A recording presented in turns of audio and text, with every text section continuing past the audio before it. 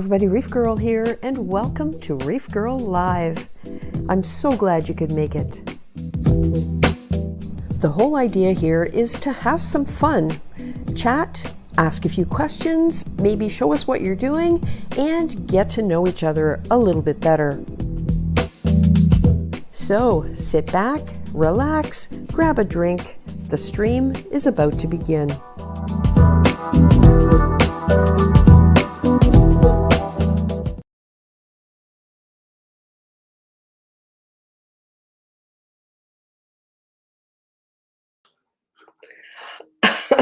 I'm out of practice. My mic was muted. Welcome, everybody. And if you're watching the replay, welcome to you too. Glad to see there's lots of chat going on already. That's awesome.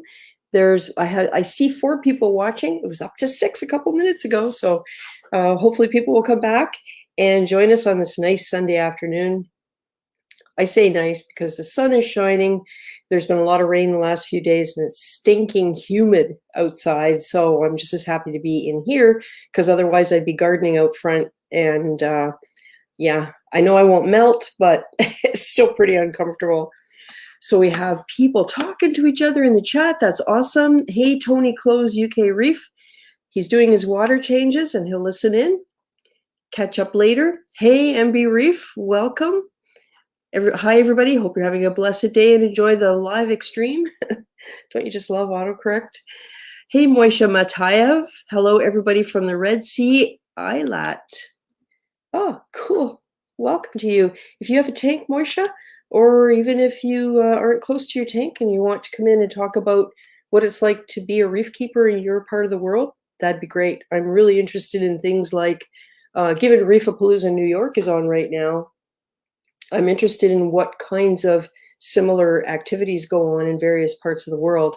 I'm pretty sure the US is most well known for having coral shows, frag swaps.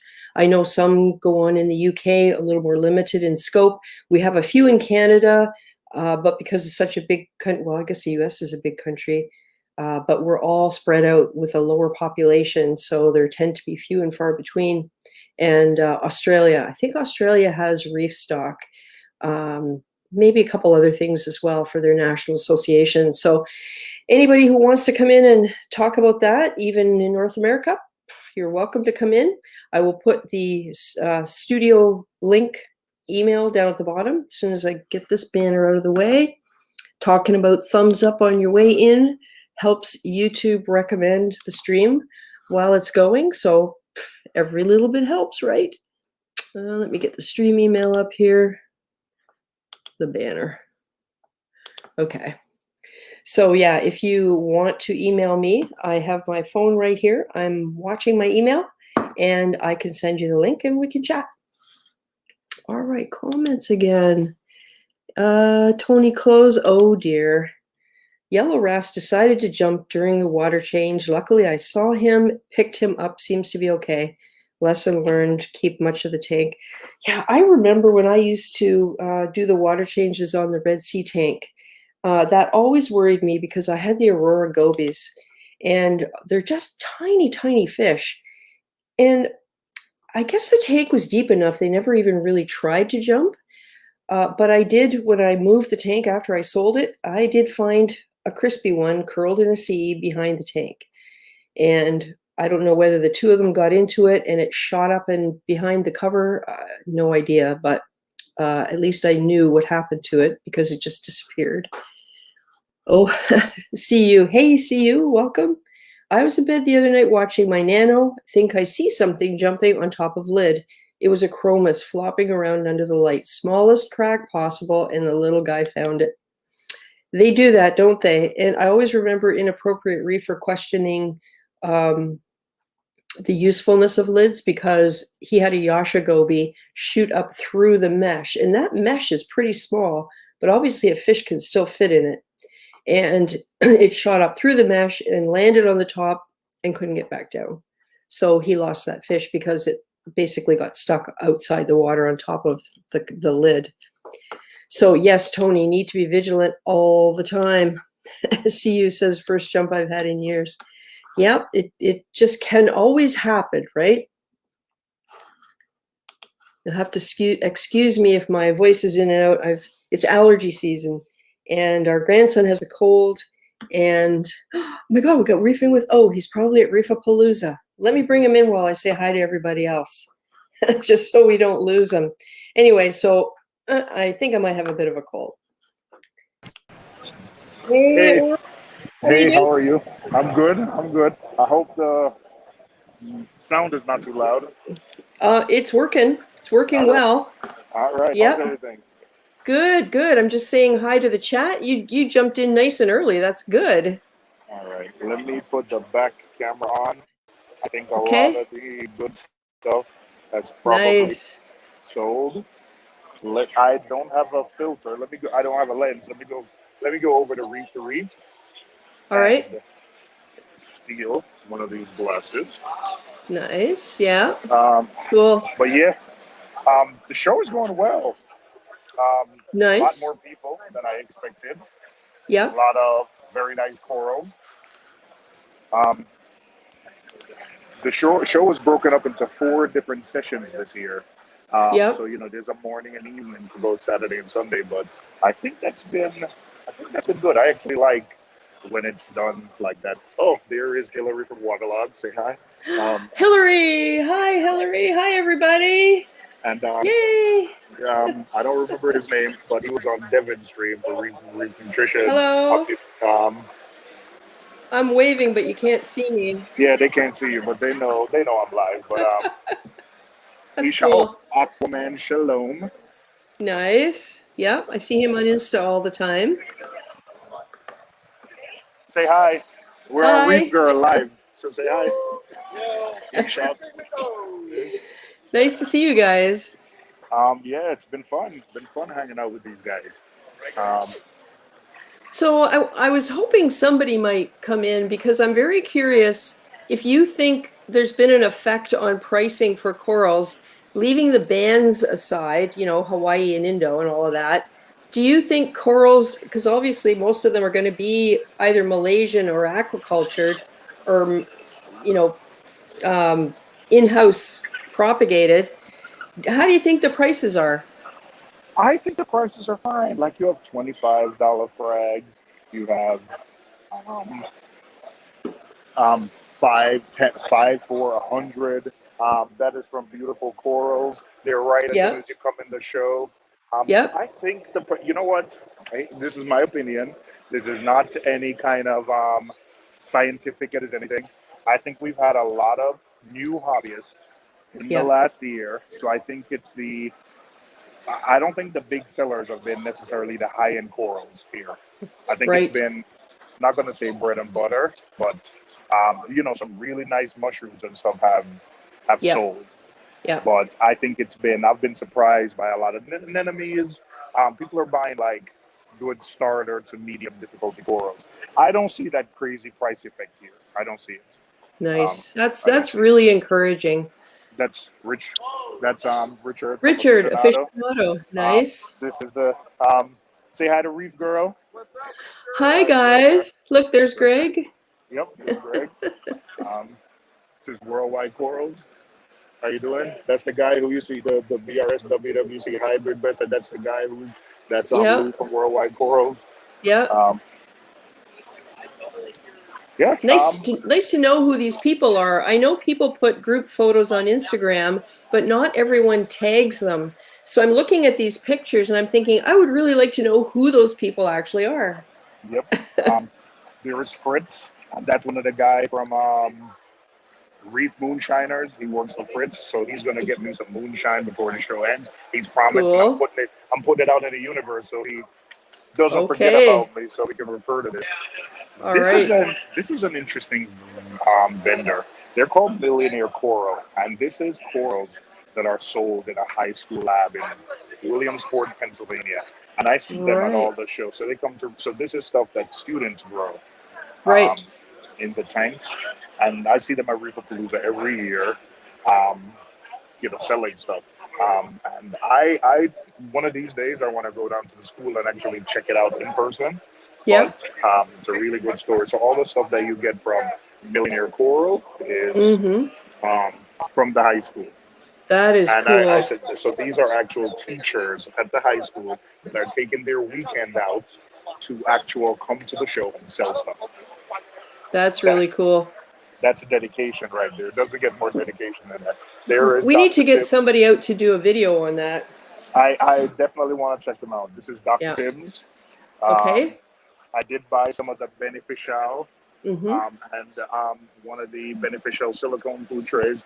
I definitely Mm-hmm. want to try those, but say hi Yep. to Dr. Tim.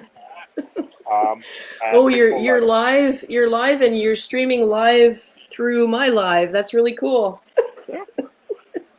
Aqua Realm. This is Kessel. Yep. Yep. And here is, I think I watched the Reef Builders video where Jake Adams like did like a really high tank where, but this is those lights, and it's really cool to see like in person. These are, I mean, the video that Jake Adams on Reef Builders did doesn't do it justice. Look how high off the tank it is, and it's Yeah. like, and there's Wow. not there's not crazy spillage on the side. Is that in the A500? Excuse me, what are these lights again? A500X, he says. Cool. Okay. A500. Interesting. Yep. They get good Wow. punch through and not a lot of spillage. Yep. Here is Clammania. I've heard of this. Yes, he sold a lot of stuff. He gave me a really good deal. I think I went home with like 6 or 7 clams yesterday, so look Nice. out. But yes, he has really good stuff. Really nice clams. Mm. All different prices. I'm sorry you can't. Let me see if the glasses helps. I don't think the glasses would help because he has really white light. But Yeah. then John from Clamania. There's John. Cool. It helps a little. Look at that. No. It's all right. I'll come back and do a real video. But this is a live stream, so it's just hit and run. Sorry. But yeah, that looks really good. Look at those colors. All right. Unbelievable. Let me show some of the end. Wow. Excuse me 1 second. Ooh, scooting around here. Look at those colors. Oh boy. Look at that multicolor one right there. Wow. Holy Man, smokes. I know. Beautiful. That's amazing. Yep. Wow. And he has all different types as well, right? Like Crocea, Durasa. Yeah, nice. All different types. Nice. Here is 2 little fishies, Julian Sprung. Yep. The most interesting thing I've seen at 2 little fishies is these scrapers. Like, I Yep. love this. I have one of those. Oh, you have one of these? I 'Cause do, have a and black one. I got it on Amazon probably 5 or 6 years ago. And the nice thing is you can replace the blade. Nice. And what I Oh, do, and this will help you if you bought one, is when I'm done using it, I dry it carefully. I wrap a folded paper towel around the blade part, like I fold it over, and I use a large bulldog clip, and I put it over the whole thing to hold the paper towel in place. And it soaks up whatever moisture I haven't been able to dry off, and I have had no rust on the thing at all. oh, nice. I have the black ones that are extendable from BRS, Yeah. but once you put them in the tank and put pressure on them, they usually break. So Yes. I was talking to Julian about Yep. this yesterday, and there's not going to be an extension. This is like Yep. really sturdy, so I'm Yep. really like Yep. loving this. I'm Yeah. really loving it. Did you And get what one? did you say? Did you get one? It's gonna last. No, not yet. They're not for sale here. They Oh. last 2 months. She says 2 months when I'm Yeah. replacing blades. Yeah. Oh, they will be available in 2 months. That's a long time to wait. I recommend it. I can recommend it because that's exactly what I use. I've been using an X Aqua in and out overflow for years now, and I love it. I Yep. wonder why we in the US don't use these European style like overflows, because in the UK, like they use like the Ultra Reef overflow and the in and out. And I Yep. use it, and it's dead. That's what I have on my NEM tank, and it's dead silent, and I love it. Yep. But that's Yep. not something we use here in the US. But I'm a big fan of that. I've had one for years. And Nice. there's Julian selling Yep. stacks. Yeah. With the mangrove. I've Yep. seen that in Oh, person. he always has the mangrove. You've never Yep. seen a lid without mangrove. I saw Thank it you in very Chicago. much. Thank you. Cool. All right, let's see what it's almost lunchtime now, so they just had the raffle. Let me see what else is here. Hey, there is the stick girl. She's at the CJ booth, Uh-huh. working with CJ. So definitely live streaming on Reefgrrl on YouTube. Yeah, we're YouTubers, not grammars. We're trying to get there. But you're on live now. She's doing a stream, so you're live. So say And hi. it's global. It's The stick global. lady on Instagram. Yep. See, so she's working with CJ. CJ, there's actually a pump coming out that they say it has AC pump pressure, but it's gonna be dead silent like a DC pump. I'm gonna hold. I'm Hey, gonna hold oh. you guys to that. Hey, oh. Yes. Let stick lady know I have two CG DCS 9.0s for my new system. Reef Girl says she has two CJ DCS 9000 for her new system, so she's a huge fan. It's Yes. 9.0. It's 9.0. 9.0. 9.0. Yeah, the new ones. The new ones. Yep. Oh, That's is the that one. it? Yep. See, Oh, I'm sorry. SDC. I got the letters wrong. We're covered. All right. I will be Cool. back though. I will be back. And Cool. here is Marco Rocks. Oh, Yep. that guy. You see that My guy favorite. everywhere. Yeah, my favorite rocks. Tell them I always use Marco Rocks. How's everybody going today? Wish you guys were here. Oh, he wishes we were here. I know, me Never too. want to see it. Yeah. But you see that guy everywhere. Every Reefapalooza, everywhere, every show. You see that guy. So, all right. Let's see. Is there anyone in the back aisle? Are we on the back? Or is this the food? Let's walk down this aisle. I don't think I've walked down this aisle. Okay, I'll say hi to a couple people. Hey, All right. Skinner JW, glad you could make it. He said he just got back from RAP. It was awesome to see the selection of nice curls and great deals. That is Jay Moran for you guys on Facebook. Yeah. That is the Jay Moran in person. This is Dirk's Reef Store. I love Dirk's. Yeah, Dirk's is everywhere, man. Yeah. For the show, you need a frag rack or you need something. Dirk is the man, so he's everywhere. Yep. Oh, let me see if she's here. I will come back when she's here, but you would have. Oh, there she is.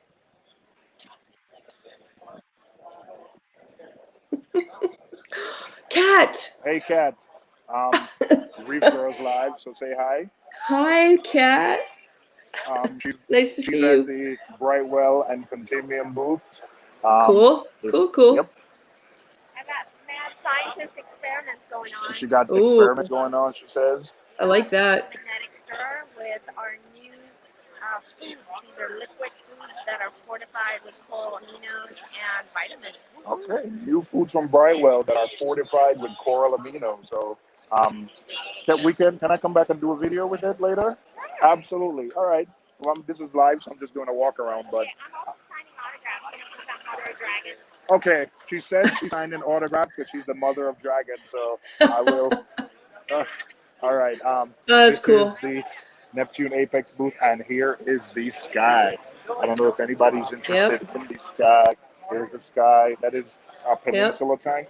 That is the tank that DC Reefer has. I don't know if he's in, and that's covered by 3 skies. Wow. Yep. That's cool. Yep. It's all the new stuff is exciting. Yep. Interesting to look at. Yep. And that's my friend Tom from Neptune System, and he was giving me some par numbers. So he went 3 over this huge tank. The par sensor is right there, and he said he's getting 160 par in that deep corner there. So that is respectable. Yes, I think so. Wow. Definitely. Let me. I don't know if the tank will look better on the glasses. Everything looks. Oh, it looks good. All right. Any questions? Anything? That's Reef to Reef. You know, that's Rev. Yep. Cool. Reef to Reef. Cool. John from Your Reef is basically having a sale, like buy 5 get 5 free.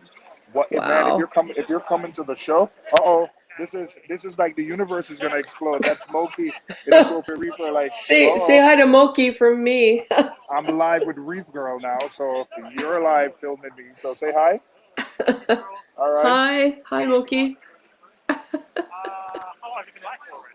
Huh? How long long has it been going live? She just started going live, and then I just jumped on. So, this is not my stream. Go for it. All right, so I'll come back and see you, but definitely. Hey, B Speak, welcome. Reefgrrl, New Jersey, a a nice boutique store in New Jersey. I love them. I Yeah. absolutely do love them. That was one of Dave's Hi. favorite That stores. is Francois from Elos. Yes. And all Yes. the best shop in New Jersey. Hi, guys. How are you? Okay, Mod Corals, owner of the best company in New Jersey. And he's saying that while standing in front of Rico. That is, Cool. Hey, Lynn Reef Nerd, you were at the show yesterday, I yes, hear. And I missed her. And I absolutely missed her. Here's Greg again, talking to someone. Frost Corals, who does every show. Yep. Who did I miss? Did I miss anyone? Hey, Marcus's Reef, welcome. MB Reef is here. Pablo PhD, hello. Oh man, this guy's everywhere. You know what? This guy, I see him at every show. He works for Worldwide Corals. I go to their store. I see him. Carlos. Yep. If you're ever at Worldwide Corals in Orlando, Yep. for Yep. Cool. him. Oh, Mag hey. float. Hey, T40. Oh, we got somebody in the house from Argentina, Buenos Aires. Reefer community is quite small there, so it's really expensive. This is a company, Agcor. I ended up buying stuff from them. They're in Rhode Island, so not too far from where I am. Yeah. And they do live food, so Oh. brine shrimp, fresh and salt water. I don't know how to pronounce it. I'm gonna say Magna, Daphnia Magna. Yeah. But I ended up getting a good deal on it's a copepod blend. I also Yeah. got live spirulina to feed them. I got look at the brine shrimp actually like swimming around in it. Wow, that's cool. Yep. So that's a fresh and saltwater food. So That's interesting. yes, Yeah, the time has come. Yep. I purchased and I'm definitely gonna try. Yeah. I'm gonna give them a try. I usually buy the prepackaged stuff which gets shipped to me, but these guys are like, I'm in New York, you're in Rhode Island, so it's a very short trip. So, and wait, I know we can't go behind there and play, but they actually have these cool dispensers. So if you're buying stuff, you just get a bottle, you just dispense your brine shrimp, On which tap. is really cool. Yes, it's on tap basically. So, yeah, Nice. Ocean cocktail. Ocean cocktail, and it's served from. Yep. So really Neat. cool. That is Really, neat. really cool. Yeah, Reefkeeper's here in the chat, and he says, hi, everyone, working on my plumbing but listening. Hope you're all having a great weekend. And he said he was at the show. No, he wasn't at the show. Okay, sorry. I'm sorry. I thought it was somebody who was at the show yesterday, but hey, Phil, glad you could make it. Moishe Matayev, hello, Reefers. T40's here, yay. Here we go. It was T40. What's up, everybody? Had a good time this weekend at Reefapalooza. Picked up a lot of eye candy. Cool. Yep. This is Manhattan Aquariums. This is my local LFS. And I hope Kat doesn't buy all the good stuff. She's been looking. Hey, there's some stuff reserved for me. Like, don't take it. Don't take it. You gotta watch. Yeah. Where is the guy? I am looking for Kevin from Hannah Instruments. So this entire setup here, so I'm live, is Saltwater Aquarium, and Hannah sits right in the middle of them. Yep. Saltwater Aquarium. That's you guys too? That's saltwateraquarium.com. I didn't even realize that. Okay. So I was going to say, taking over the world. Yes, saltwateraquarium.com. Hannah right in the middle, and then freshwateraquarium.com, which I've been here for 3 days and I did not realize that. I know. I was too focused on the stickers but the cool thing is they have the Hannah high range, which let me get the glasses out of the way. That's just come out, and if the thing that I've ordered doesn't work out, I'm getting one of these. Yeah. Do you have any left? Not in stock today here at the show, but you do have some online at saltwateraquarium.com. Go there. Okay, so Just check for someone else. We have 24 from 700 left as of right now. So at the store online. All right. So I need to pick one of them. All right. Saltwateraquarium.com. Yes. Cool. So I got a demo from Kevin the other day. That thing is awesome. The low Yeah. range one just Yeah. seemed like a lot of work for me for what I need, but the high range one, because I already do the phosphate, so it's like one packet. Love it. Yeah. Absolutely love it. Oh, hey, Andrew Um, Hudson. Wait, that's the guy who you see does like the drawings and the yeah, that's him that does the drawing. So yep, really interesting guy. Very cool to hang out with. So Nice. yes. Nice. Let me see if I hope I'm Oh, not taking. Is it okay? I think I'm talking too much. Is everything all right? no, I'm going to say a few more people, hi to a few more people while you walk. We have Scott in the house, Mile High Reefers. Hey, Scott, welcome. I'm glad you could make it. Hope you're still here. I'm a little behind in the chat. Insane Reefer. Hey, Oscar. And there's Doctor of Welsh Magic. Ooh, Taryn's Little Ocean is popping in to say hi. She's at work, so she'll catch the replay. Oh, and this is how far behind I am. Matt Greer says he has the Seachy pump. It's a beast.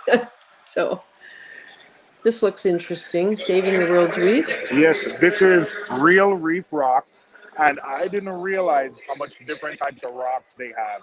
So look at this. Look at this. Yeah. I Yeah. am not a creative person, but can you imagine what you could do with something like that? Like, look at that. Yeah. That's almost like yeah. And then so you have that type. I don't know what they call it, but to me it almost looks like a flower. Can you Yeah. imagine if you have like a nice encrusting Montes, encrusting like different levels of that? That's almost like a scrolling Monty. Or different zoanthids you could put in there. That would be really cool. And then you have like the flat plates. Oh, and this feels so natural because as I'm touching it now, it's very textured. It's almost like there's little like seashells and stuff in it. That is so cool. I don't know if you guys can see that. That is so cool. Cool. And then you just have the, rock for you to make like interesting arches. And then Yep. over here, you have like, what is this? The Fiji or Tonga looking type rock. I've seen Reef Community Worldwide and a few other people. Thomas from BRS use rocks like that. So Yep. really, Interesting. really Interesting. interesting. Yep. Yep. Very interesting.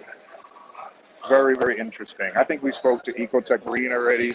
They're here Yep. talking to people about Mobius. Yep. Yep.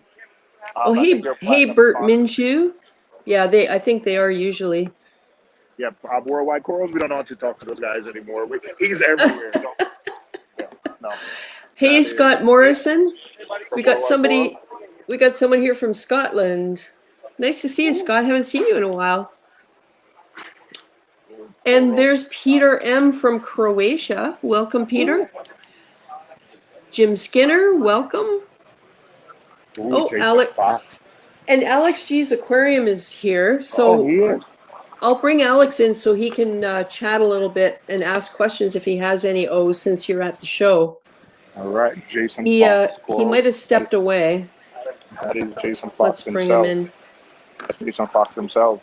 Yep. That's the man, Jason Fox himself. Wow. Cool. Don't let the name fool you. Does Jason still have the tiny tank? Yes, he does.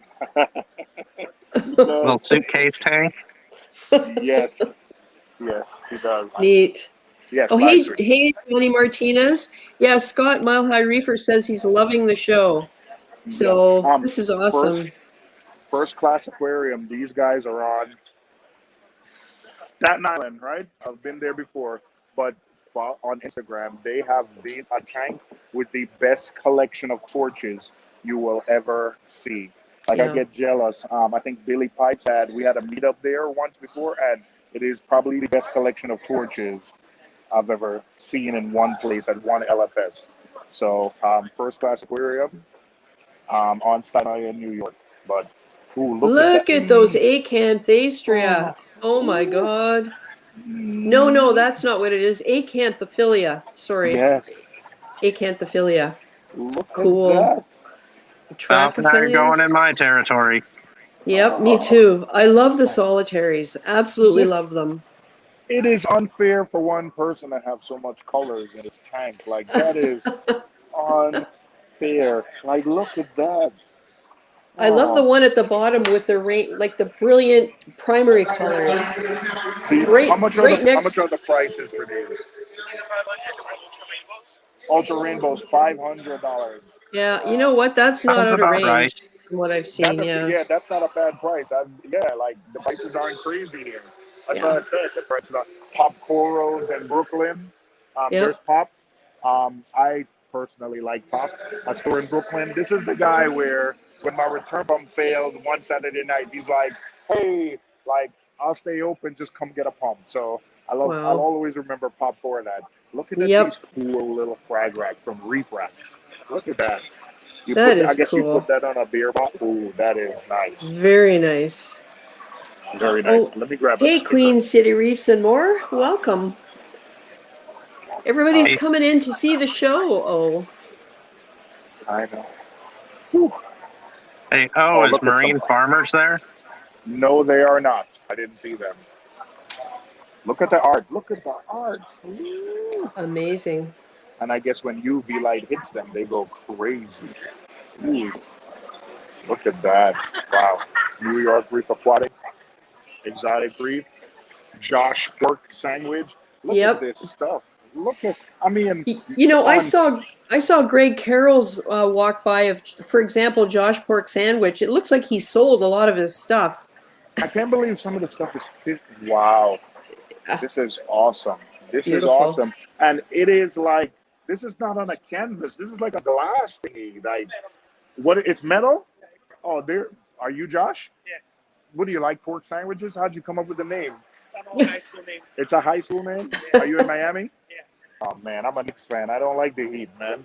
That is gorgeous. This is metal? It's printed in aluminum. In aluminum. Oh, man. How much is that print that you have? How much? $80. For that print? Yeah. Oh, that's a steal.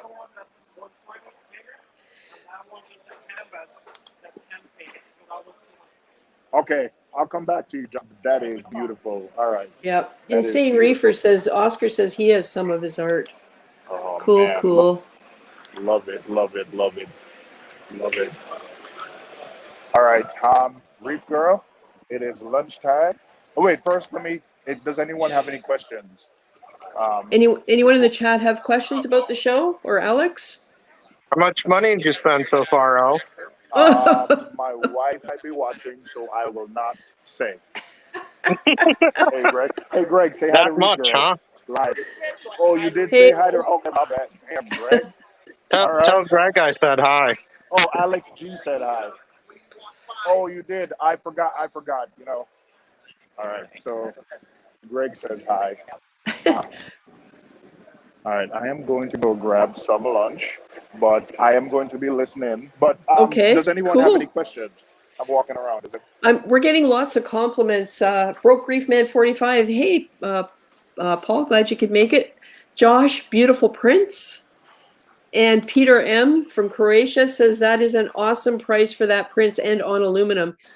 Yes. I wonder if it's stainless steel or something similar. It's very cool. I will go back and ask. Very, very cool. I will go back and ask.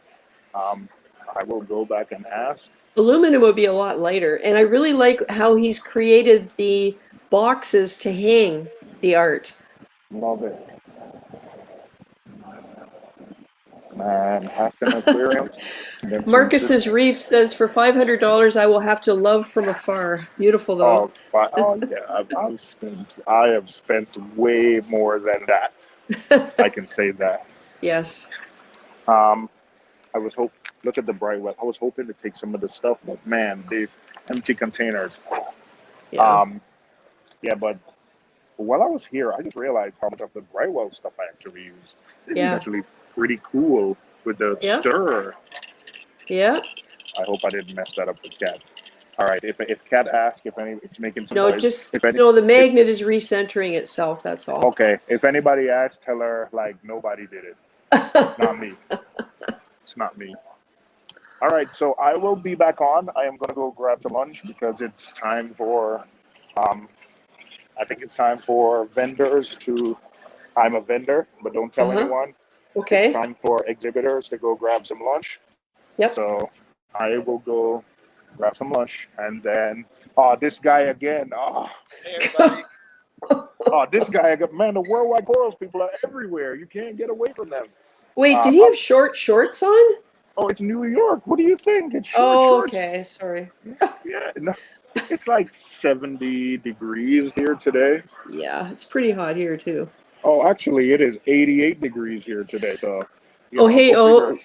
Lynn says she was so busy with the coral she didn't even get a chance to look at equipment and other stuff. Me too. Yeah. Me And she too. says, bye, oh. All right. So I will. Oh my gosh! Look who it is. That's Reefkeeping again. Hi, Greg. Say hi, Oh. Greg. Hi, Greg from Cindy. See if he knows who I am. Of course he does. Yeah. All right. So I'm gonna jump off for a minute. Okay. I will jump back on, but I'll pay attention in the chat. And I'll answer some questions in the chat. Nice. All right. Okay. Thanks, soon. oh. Thanks for No coming problem. by. All right. All right. Super. All right. Bye. Bye. Bye. I That was cool. Marcus's Reef. I remember getting a nice trachea for 65 a few years ago. Now 300 to 500. Yeah, me too. Gorgeous George. Well, he was a symphilia. No, he was a trachophilia. Buster's a symphilia, and it was $60 from a Big Al's store. So yeah, they were available at that price, and it wasn't long ago. Hey, Alex. Hello. You've been busy this week, Yes, I have been busy this week. as usual. Oh, and Broke Reefman 45 says, I've never been to one of these shows, but it looks like a budget of 3,000 would not be enough. Well, I don't know. I think the most I've ever spent is around $400. But a lot of that is because it depends where you are on the spectrum of reef keeping, right? If you're more kind of just starting a tank and want to fill it with pretty things that are low risk in terms of money, then you stay at the low end of the budget. If you reach a point where, like me, it's the solitaries. I love those huge solitary polyps. Those things are really getting expensive. So I might blow my entire budget on one. Yeah. Yeah. I always found at the shows that sometimes you can hunt around and find some good deals on some of that stuff. Yep. If you're really looking. Mm-hmm. But And I've also everything's negotiable.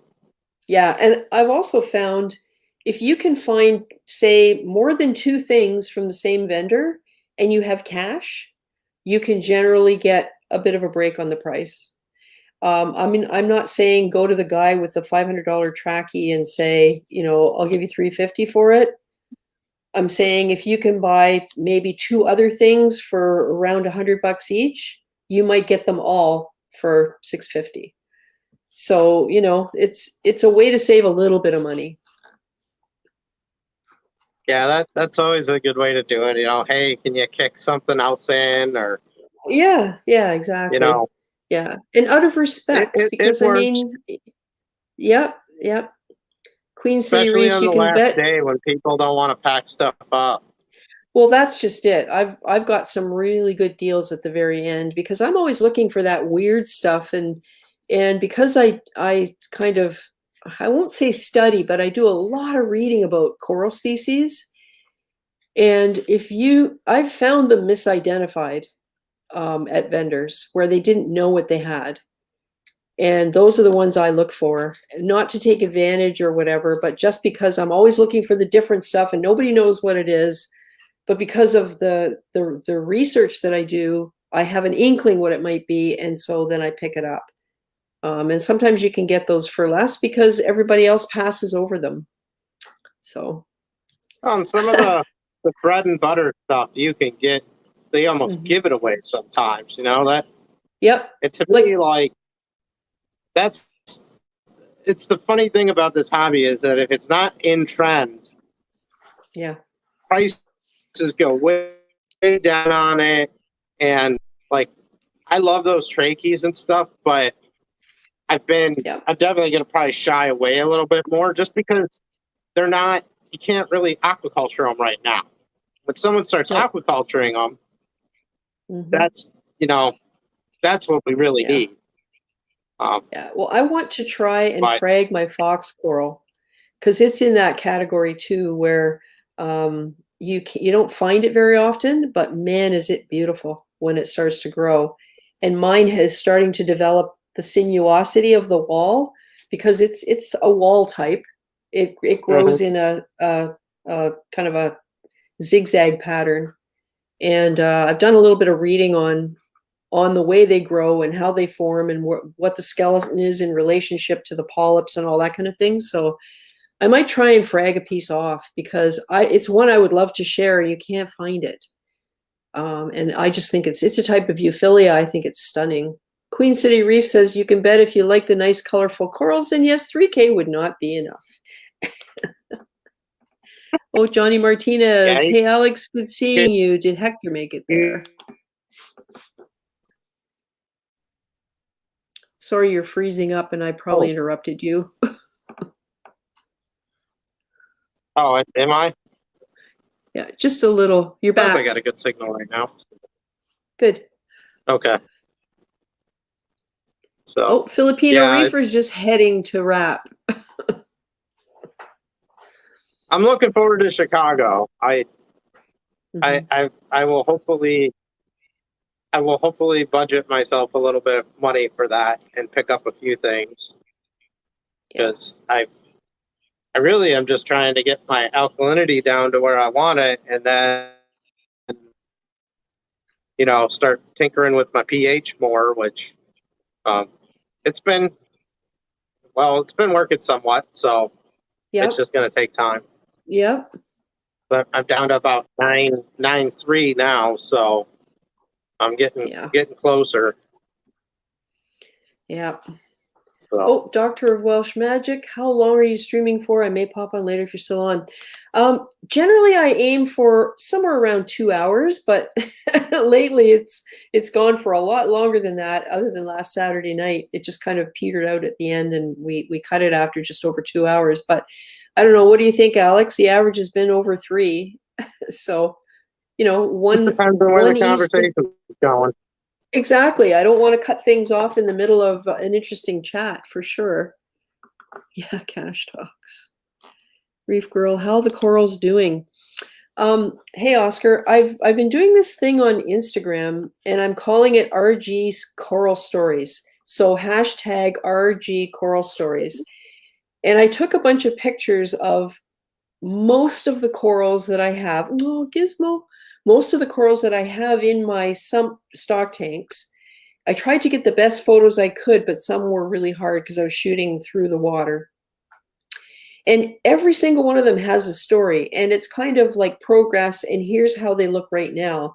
And I have to say, the process of doing that showed me that they're doing way, way, way better than I thought they could, given the less than ideal conditions they're in. There's a couple I know I'm going to lose, but there are ones I can replace. There's at least one I've lost that I don't think I can replace. It was a chalice that was dark purple with red dots, like red spots on it, with really tiny mouths. Never seen one like it before, but it didn't get enough light, and I'm pretty sure it's gone. But anyway, I would say overall, short answer, they're doing better than I would have expected, for sure. Yeah. Gizmo. What a good boy. Yeah, Marcus's Reef says, go on the last day. These people don't want to take this stuff home. Yeah, it's always a risk when you pack and unpack, right? Oh, see you is going to Chicago. Well, maybe we'll see you. I know that was bad. Yeah. Sorry. I'll definitely be trying to be there for all the days. Yeah. So. Yeah, I don't know about this year because of like all the stuff we have going on around the house here, and plus the whole travel thing. I'm not 100% sure yet, but certainly 2022, I think, is probably much more practical to think about traveling then. Yeah. Yeah, How old is Gizmo? I'll be happy to go to a show. Yeah, that's what I was thinking. I looked up the ones here in Canada that I normally go to, and the one nearest me where I've gotten a lot of really great stuff. the city of London seems to have a really populous reefing community. And that's kind of where the forum started. That kind of the base camp for the forum that I periodically check into. And there are a lot of people, and the best corals I've gotten have been from the hobbyist booths, where, you know, they've been fragging for a year and you get the gorgeous little gonioporas for $30 and, you know, stuff like that. So, but 2022 is the earliest. And the Niagara Coral Show, also 2022. So nothing this year, unfortunately, other than personal swaps with other reef keepers. So what a cutie he is. How old is he? He's 14 and a half. Wow. So, Cute. an old man. Yep. You old man. You up. Likes his daddy. Oh, Lynn Reef Nerd. I would tell you how much I spent, but I'm afraid you'll say it out loud and my husband will hear. Lynn, you can just put it in a comment and I won't say anything. I'll just put it up on the screen and people can read it for themselves if you want. And that just makes a record of it. Someone could go back and find. But they would have to watch, where are we? How long have we been on? They would have to watch 47 minutes into the stream to get there. And most people don't have the patience unless they're like right into it. Marcus, if you buy stuff in the last couple of hours, you will be surprised at what some of these people will give deals on, especially if buying a few things. So at Queen City Reef some more. So there you go. There's the strategy. So what'll happen is the next Reefapalooza, you'll see like a whole bunch of clusters of people waiting till the very end of the show, and they'll all be YouTubers or participants in live streams where we got the strategy. Oh, the only thing is, though, they're not going to cut deals if there's a big crowd of people. No, there is that. And what I've done too is, because I'm always looking for the unique stuff, I know I'm not the only person who looks for weird off the wall stuff. So I pay the extra money to go in early. And for the Frag Fest that's near me in London, it was $5 extra on the ticket to go in early. And that way you get the pick of what everybody has. So it's early in the show, so you tend not to kind of try and talk them down in price. But you make the decision is, you know, that thing, I've never seen that before. I know what it is. I like it. I can take care of it. And you just pay the price. Unless it's really ridiculous, and then you might just walk away. And what I do is ask them to set it aside for me. I pay for it. They set it aside. I get them to write it on their business card. And then when I'm ready to leave the show, I go through all of the business cards and I go collect all my stuff. And then that way I'm not carrying it around the whole time and bouncing it around and the temperatures all over the place and whatever. So the corals can stay as long as possible in the right environment. And there's more of a chance that by the time I get them home, they won't be all smushed into the corner of a bag.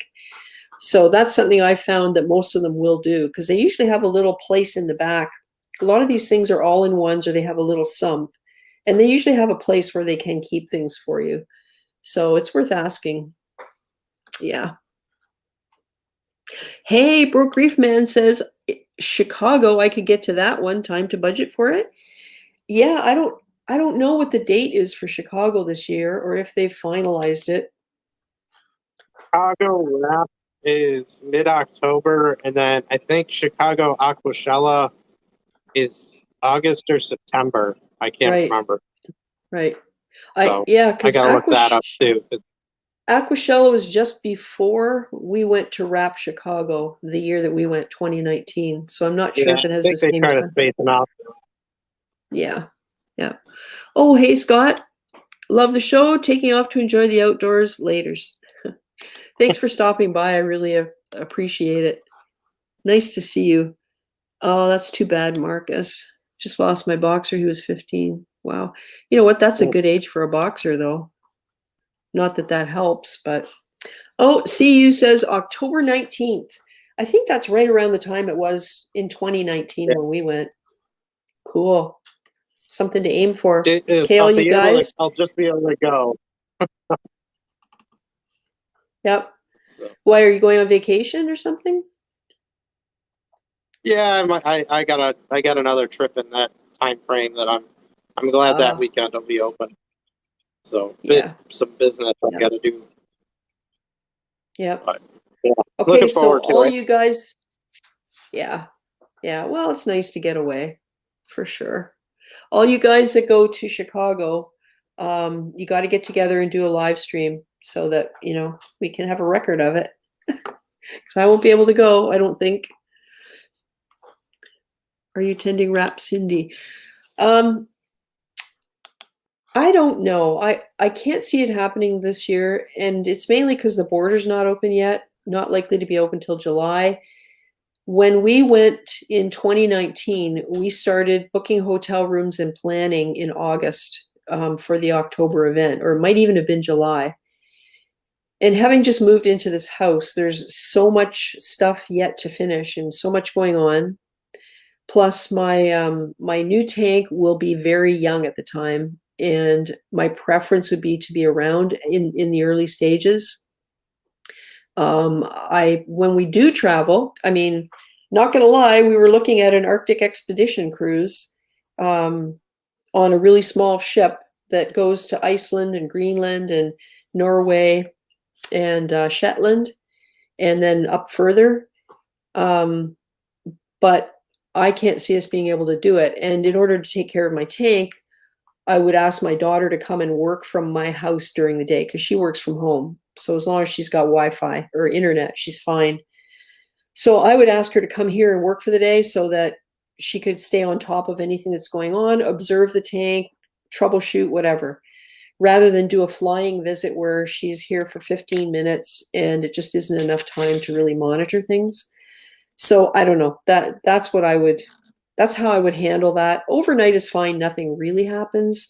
And by then I might have the hydros hooked up for leak detection and all that, right? And things that are going wrong.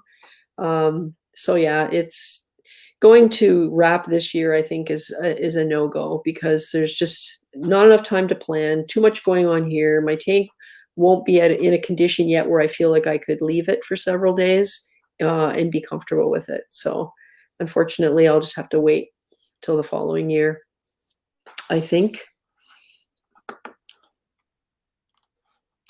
Johnny Martinez, do you think they would send the corals you purchased by UPS or FedEx? I don't know. I guess it depends whether their business normally does that. If it's a retail store, sometimes retail stores are set up to do shipping. But if it's a guy that, that has just his hobby business kind of, it's hard to say. I guess it would be the kind of individual thing you'd have to ask. What do you think, Alex? So something you might be able to do.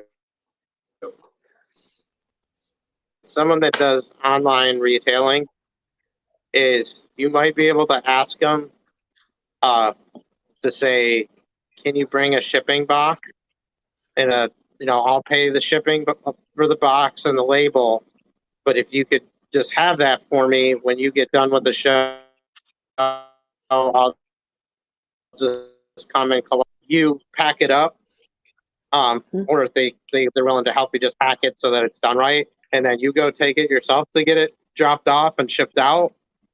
You might be able to convince some of them to do that, but for them to just say, "Can you ship this for me?" Unless they were local on the spot, on the spot.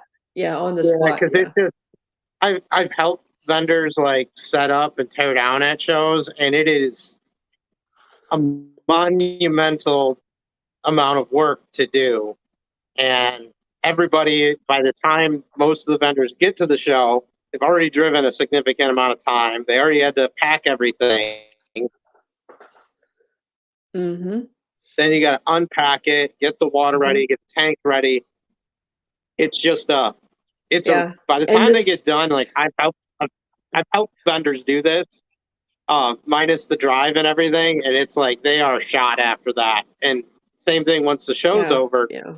Some of them will go to another show, in another town, so they don't really have time for that most of the time. Yeah. Yeah. And the stakes are pretty high. because you can't just fire stuff in a box. So it's a delicate cargo that has to be properly packed to survive. So yeah. Marcus is oh, hey, Chimp the Reefer, welcome. Okay, Cindy, you should talk about carrying corals home from shows. Yeah, whoever doesn't know about the video, take a look at it. How I boiled my corals. It's on my channel, and it's after Reefapalooza Chicago. So it's might be late 2019, like late December or early January 2020 that I put it out. Yeah, I have to work on my playlist because the way I upload my videos, YouTube won't let me select a playlist, and I have to do it on an actual computer, which I'm sitting at right now. Anyway, yeah, look for the how I boiled my corals video. It's was difficult to share that, but I felt like I had to because honestly, it was a mistake I think people could make if they're unaware, and that's all I'm gonna say. You guys are the best. Thank you. I get it. Yeah. Well, thanks for the question, Johnny, because stuff like that is something that people, it's good to know. Oh, and Lynn Reef Nerd says you can also just bring your own box, print your own labels, like you said, Alex. Just have them bag it well, and you can take it to FedEx. I use Finish Ship. Oh, that's, that would probably work. So, Alex, are we going on a tour now? Oh, would you like one? Sure. Sure. I've seen the little bits and pieces you put on Instagram that look rather intriguing. Hold on, let me. Oh, there it is. Sorry, let me change the camera here. Hopefully, it doesn't get angry. Camera. There we go. You're still with us. Yay. Yeah, sometimes it gets a little angry. Yeah. So, could you move? Excuse me. You're not moving. I do like that floor. Oh, it turned out great. Yep. So the tank's doing pretty well. My 3 pieces of red dragon there are actually still alive. Oh. So that one in the back actually has got some pretty bright white tips on it. I think it's starting to actually grow a bit. Nice. I'm pretty sure. Well, you've got the alkalinity, and I guess as you add more, that'll also help moderate the alkalinity. So then I got a couple of rocks up front here, which are actually new additions because, 2 weeks ago now, 2.5 weeks ago, my friend that owns the local fish store I get all my fish from, he called me up and said, "Hey, I got a teardown I got to do. I got this awesome looking bubble coral I think you'd be interested in." Oh my God, it's gorgeous. Yeah. And so then he also said that he had a giant colt coral too. Yeah. Which, holy smokes. That colt coral 40 inches away from me. It's pretty big. Oh my God. And I'm a sucker for both of these, so I said okay. And then I said, by chance, what kind of rock is in this teardown you're doing? And he's like, oh, well, it's all Tonga branch. And so there was also some Pukani in it, so there's a few pieces here that came out of that. And then everything in here. Oh boy. There's actually some of that real reef rock branch in there too. So I got, I purchased some through this. So I got a few pieces of Tonga in here, and then that's my other rock pile. That stuff I already had. I got this piece of Pukani too. So there were a few pieces of Pukani in there, and then in this tank, all these rock piles here are both Tonga branch, and also got an opportunity to get this guy. Oh boy, beautiful. So this is a Regal Angel that was in the tank that my friend tore down, and he just said, I know you are really good at keeping angels and stuff, and he's like, this one's been in captivity for a while. The thing eats like a pig. Then it's just a gorgeous regal. It is beautiful.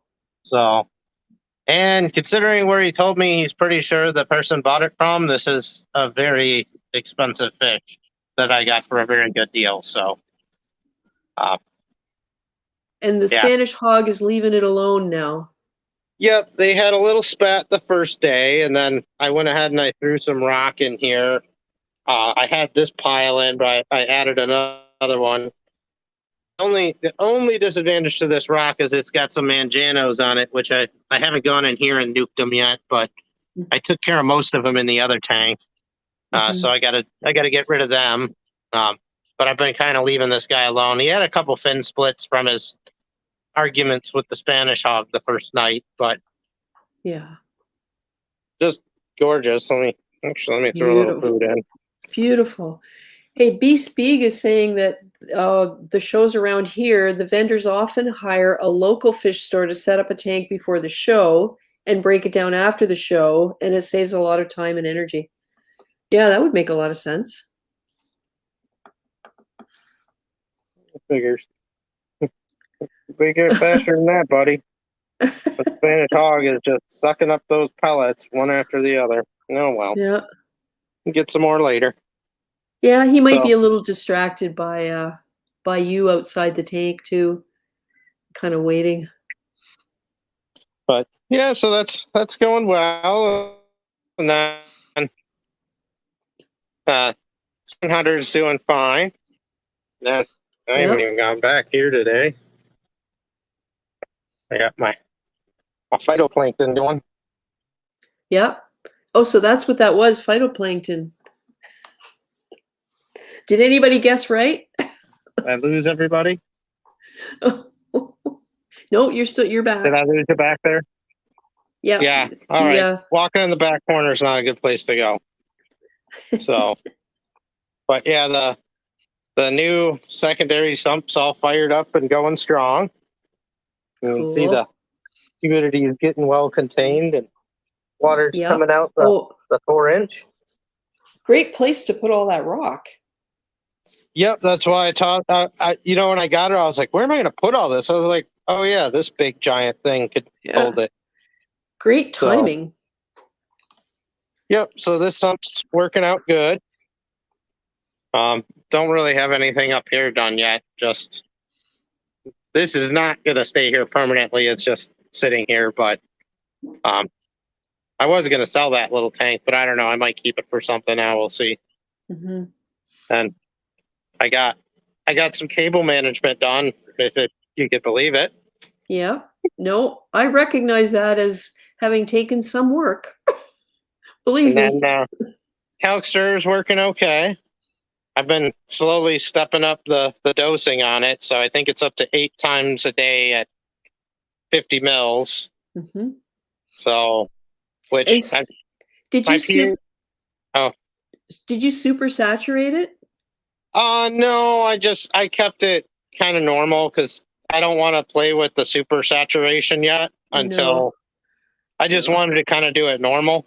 Yeah. So you could see where it's kind of leveling out, and then I was like, let's just keep it at this for now. And the pH have been going up. It went down the last day, so I don't know what's going on there.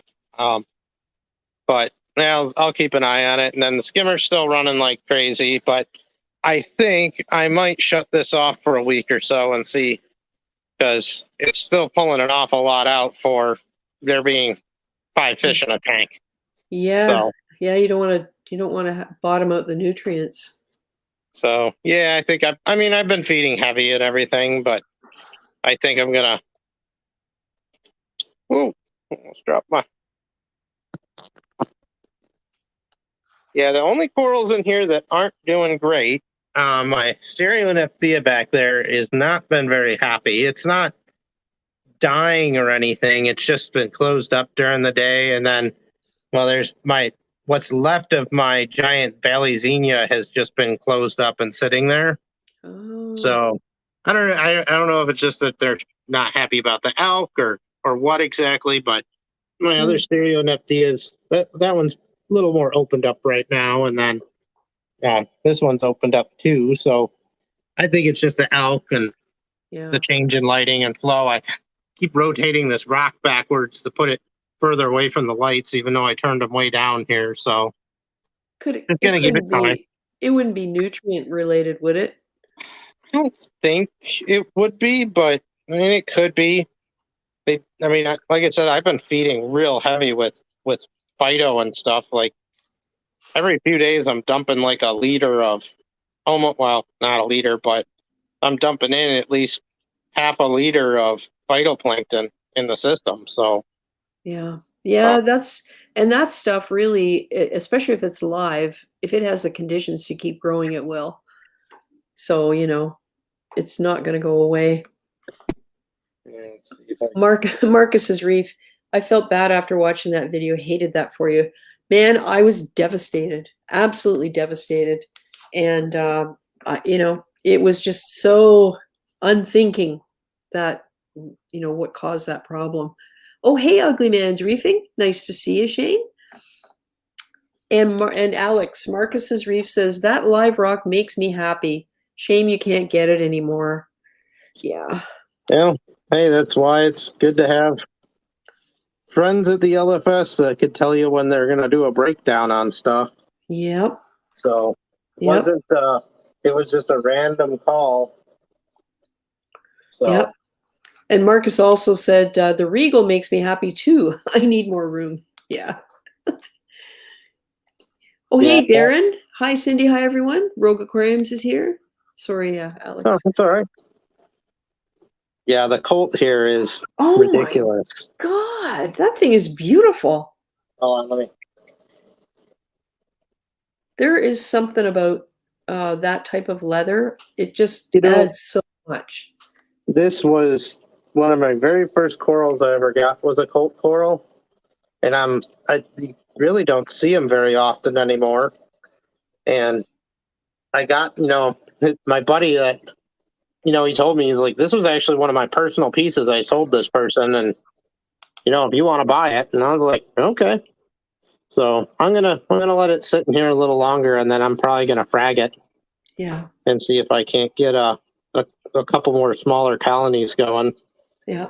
So, but no, the Euphilia are good. Some of them are still recovering a bit from all the moving. The bubble. Oh, beautiful. That one's looking good. And the other one, you could see where it had some die off and recession, but it really hasn't gotten any worse. So it looks healthy. It's pretty happy. I mean, it looks like it's almost going to drop a little one over there. We'll see what it does, but this is the spot that came out of the water when I moved it the first time. Yeah. And, yeah. You have to be so. I have Lucy, what's left of Lucy, and she dropped a baby, and I need to get algae off of the skeleton. There's some bubble algae.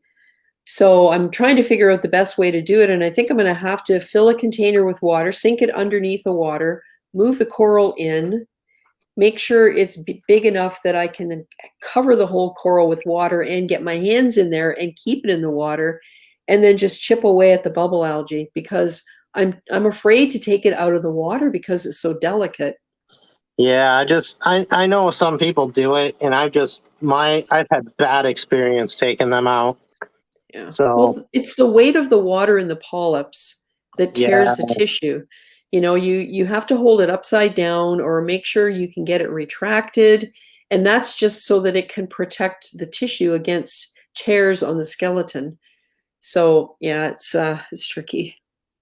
Marcus says, Alex, you don't have nearly enough going on. There's some stuff's recovering okay in here, and it's going to take time. That's the thing. Like this Stereoneptia, I know it's going to be okay. It bums me out seeing it like this because it'll open up more in the morning.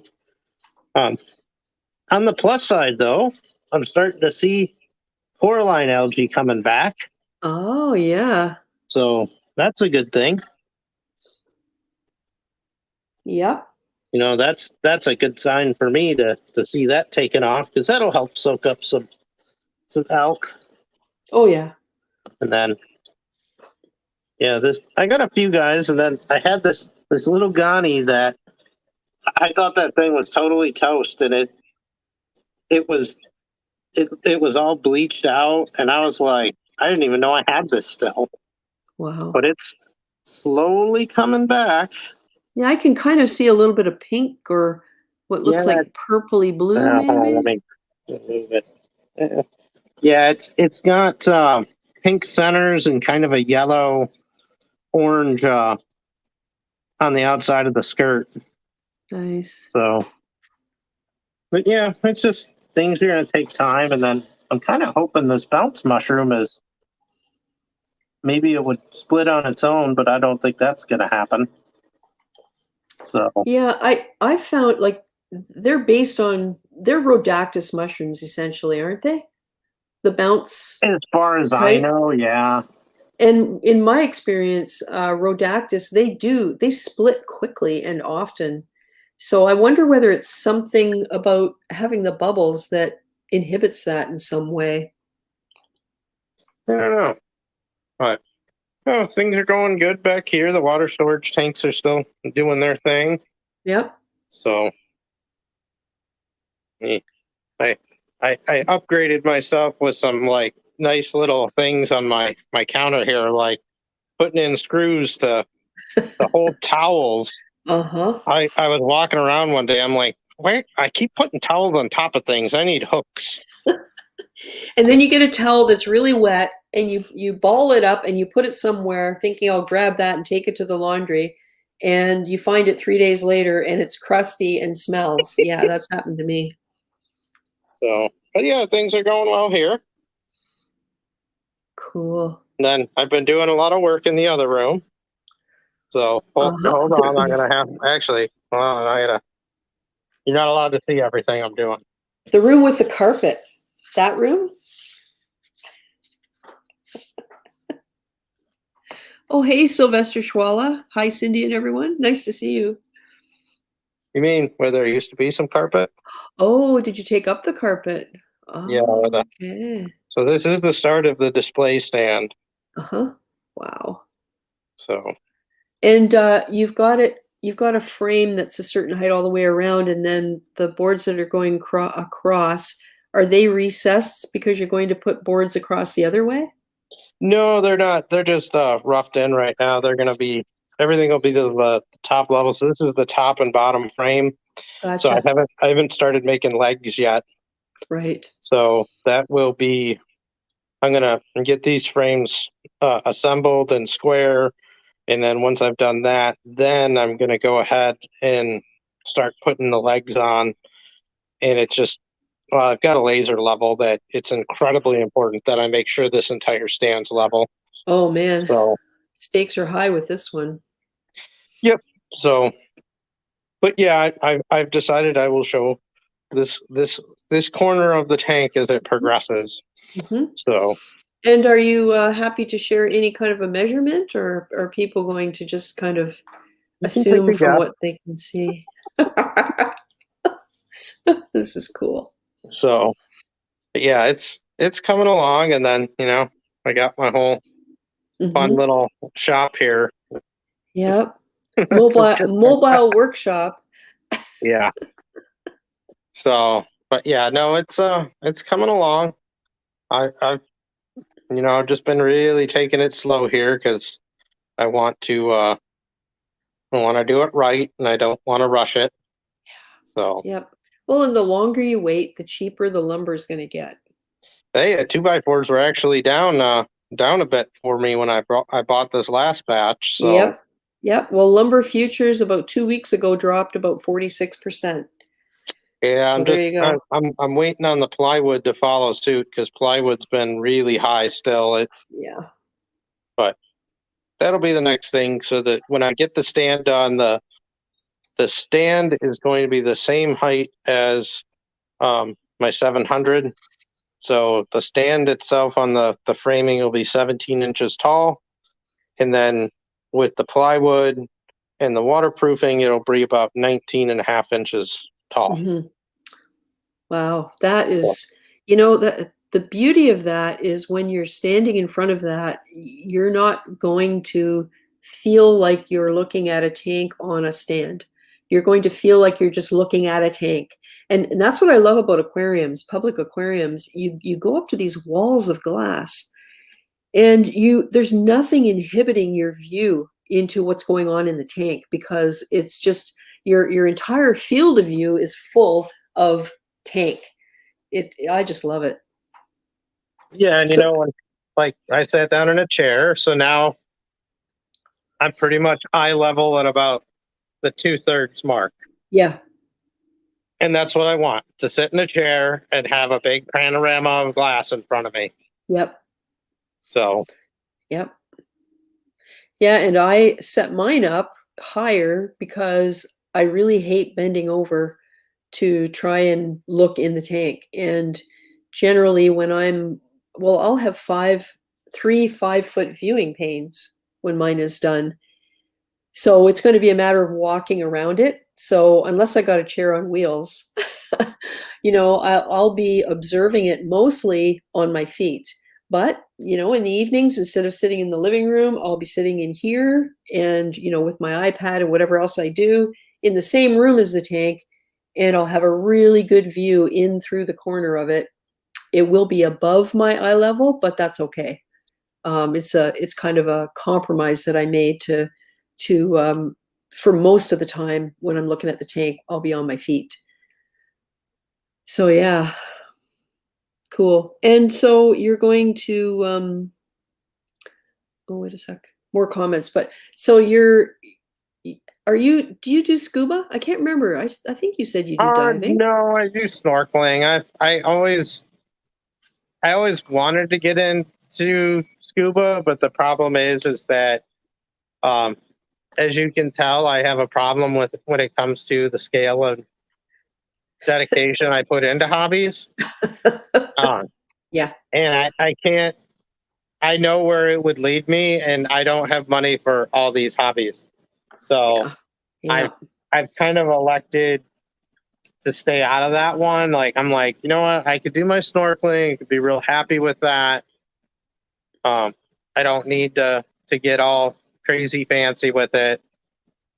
If I lived someplace where I could go out and scuba dive on a reef constantly, I'd be 100% down for it. Yeah. But my wife's not so hot on the idea of scuba either. So, and Yeah. when we go on trips, I like to do things together. So, Yeah. Yeah. Oh yeah. So then when you go to clean, well, I guess you've run into this before, so you'll have the problem solved about cleaning and maintenance.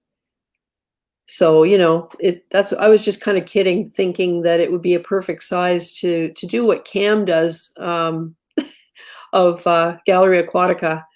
The best videos are the ones where he actually gets physically inside the tank with his mask on, and it's hilarious. I technically, there will be times where I will have to get in. Yeah. But I want to minimize that and keep that as limited as I can. Yeah. The dimensions of the tank that I wanted, it basically became impossible to use the space the way, and I'd even say that even if I could have done a walking platform behind all of the tank, Yeah. it still would not have been possible to reach everywhere that I wanted to without physically stepping in. So Yeah, exactly. that will be something I will have to do, but I'm gonna try and keep it limited. And the other thing is too is that I don't intend to have just a giant wall of rock like this sitting in the tank. No.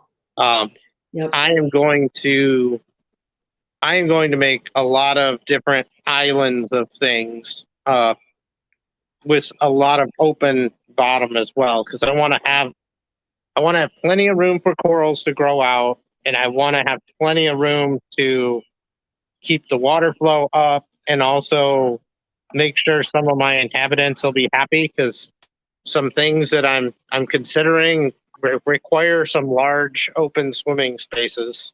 Ah, So, okay. Yep. We've got some questions over here. Rogue Aquarium says, very nice leather. He was talking about your Colt coral.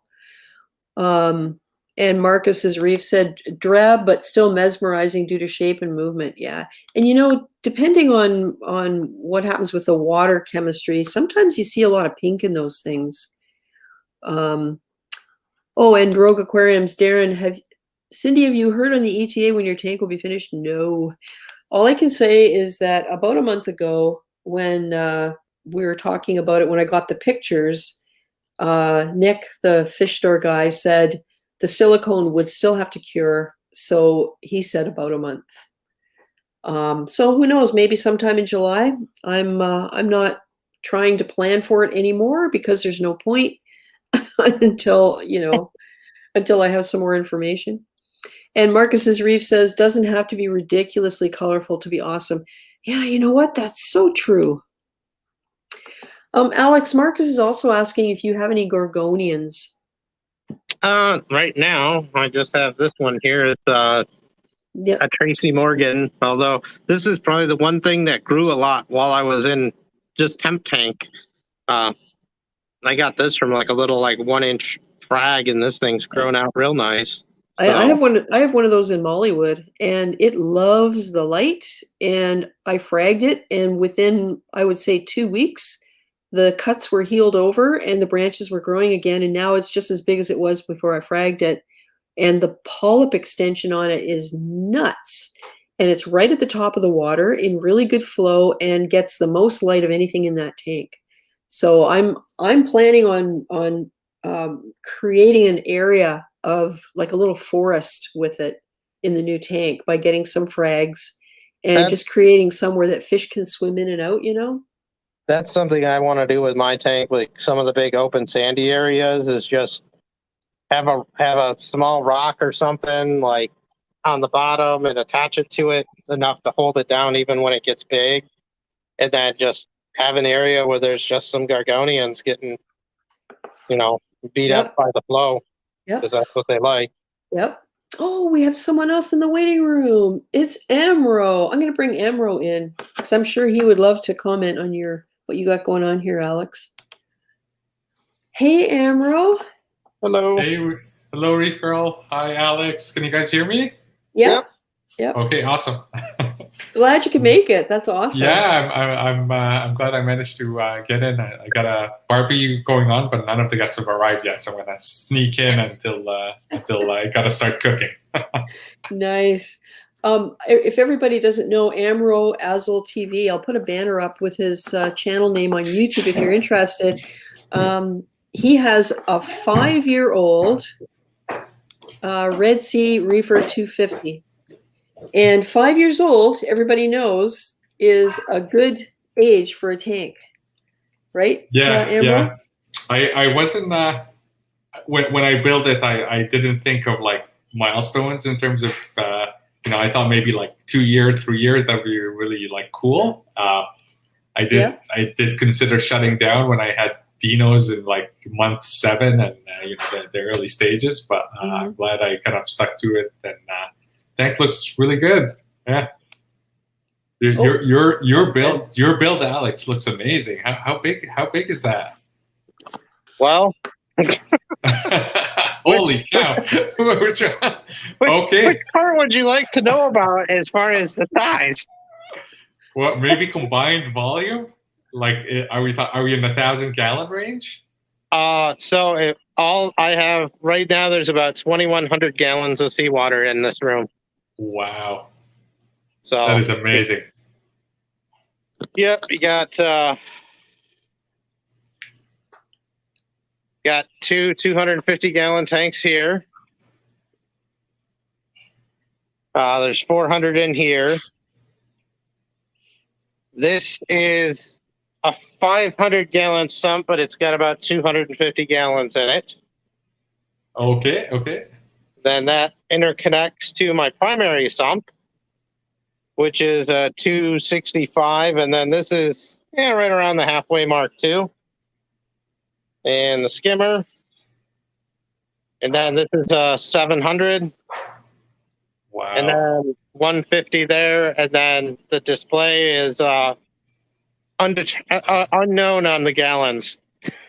Wow. Wow. Because I haven't built my display yet, so I can't imagine the amount of work it takes. I built this whole room in 6 months. All right. Yeah. Can you come and help with my reno? You'd have to ask my wife. Oh, that looks amazing. That looks amazing. Yeah. I especially love my plumbing trestle. It's industrial. It is. It is. When are you getting your new tank, Cindy? I wish I knew. Probably, I'm hoping sometime in July. I can't remember if I think I told you in an email, the original tank shattered when they dropped it, and they dropped it on the guy's leg. So he was out of commission for a couple of weeks. I don't know if it actually broke his leg, but I'd be surprised if it didn't, because it weighs 650 pounds. And so I got pictures about 3 weeks ago, and the fish store guy said the silicone would have to cure and it would take about a month. So that puts it into early July. And we'll see. I mean, I'm in week 24 right now of waiting since I paid for it. And the stand is done, apparently, which is awesome.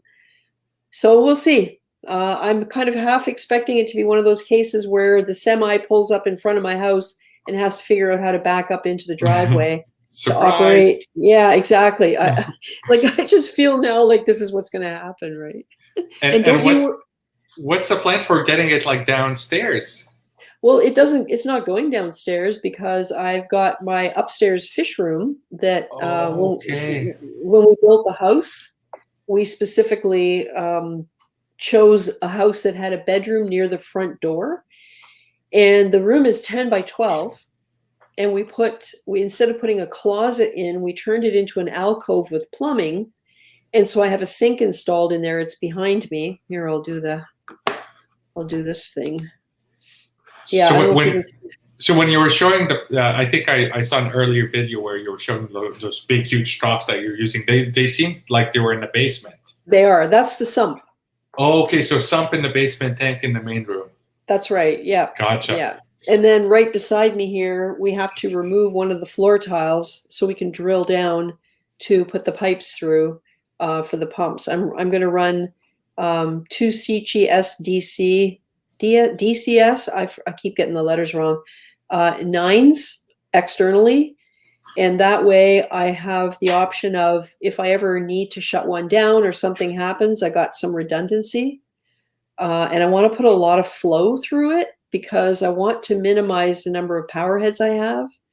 Well, look at Alex cleaning his gigantic skimmer cup. I know. Well, and so that's the fish store guy's coming here a week from tomorrow to kind of do an inspection of what the setup is, figure out what he needs as far as plumbing and all that kind of thing.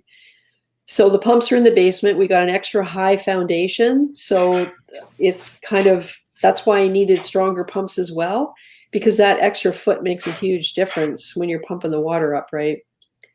And so there'll be 2 returns, 3 overflow sections, and it's a coast-to-coast external overflow, so nothing inside the tank. Yeah, and I'm using max spec jump gyres. I haven't quite decided yet how I'm going to mount them, whether it'll be vertically or horizontally. But I have to be able to put the exterior magnets in water, because if I do mount them, it'll be like on the back. The magnet's going to be in the overflow. In the overflow, yeah. Yeah. Gotcha. So I mean, even if I have to put it in a heavy-duty plastic bag, so what? I can do that. No biggie. But anyhow, so that's kind of a brief outline. My lights, I'm sitting under my light canopy right now. I've got 2 Orphic Atlantic V4 Gen 2s sitting there right above my head. And then I've got how much bar are you getting up here? Yeah, I don't know. I'll have to find out. I'll tell you, it's too bright to look at when they're on. I want a map of par over Reefgrrl. I wonder if it would turn my hair blonde. Well, Yeah. obviously you trust your husband's mounting skills for putting those lights up there. Oh yeah. To sit under them. Yep. Well, it's quite the structure, and in the video I showed them installing it, and luckily our son-in-law is a professional carpenter. He works in a theater TV union where they build he built the bridge of the Romulan spacecraft. Let's put it that way. And they give him all the hard stuff because he knows how to do the math. And so we got advice from him on the screws to use. Like, you don't realize it matters how long the screw is and what you're putting it into, and the weight distribution over X number of screws makes a difference. Like, you can't just put 2 screws in, even though they're really strong and long. You have to distribute the weight more. And because the rafters up here were not on center in the room, my husband had to come up with a layer of support screwed to the rafters. And then the next layer of support is screwed to the supports. And that was the only way to get it centered in the room. And like, I was going to explain all that in the video, and then I just thought, people are going to tune out. But it was pretty complicated to come up with it. And then the canopy around the outside of it is white melamine. It's tabletops. So they were really easy to use because they're mostly finished already. And so they mitered the corners and made sure when they built the structure above that they had somewhere to screw into to fasten these things on. So like, it was months of planning, and they did an awesome job because I really like it. So can hardly wait to use it. And your fish and your livestock is sitting in like temporary tanks? I have the sump. The sump is running as a system, and all of my reef pieces are there. And I lost most of my fish last August, but I do have a Tomini tang and 2 mollies, and the Aurora goby survived, so he's in there. And when the fish store guy comes, he's bringing my purple tang, a Desjardins sailfin tang, tiny guys, and a white cheek tang or gold rim tang, which is like a powder blue or powder brown, except it's dark purplish black with yellow and a white line under its eye. Because I need the herbivores. There's so much algae in there. It's ridiculous. So it's doing better than I have any right to expect. Oh, and I have Mollywood, which is now called the OT, the observation tank. And there's a clownfish in there and a Royal Grandma. So the Royal Grandma is under observation, doing extremely well, has already grown and eating like a little pig. He actually comes out now when he sees me instead of hiding because he knows it's for food. So, yeah. So, it's like baby steps, right? I would have been happy to have the tank a month ago. My rock is all cooking. I've got 3 totes full of salt water and all of the pieces of rock structure that I put together for my aquascape. I also have old coral skeleton that's quite massive, and it's also cooking in the sump chamber of the return chamber of my sump. So there's a lot of bags of biomedia. It's all there.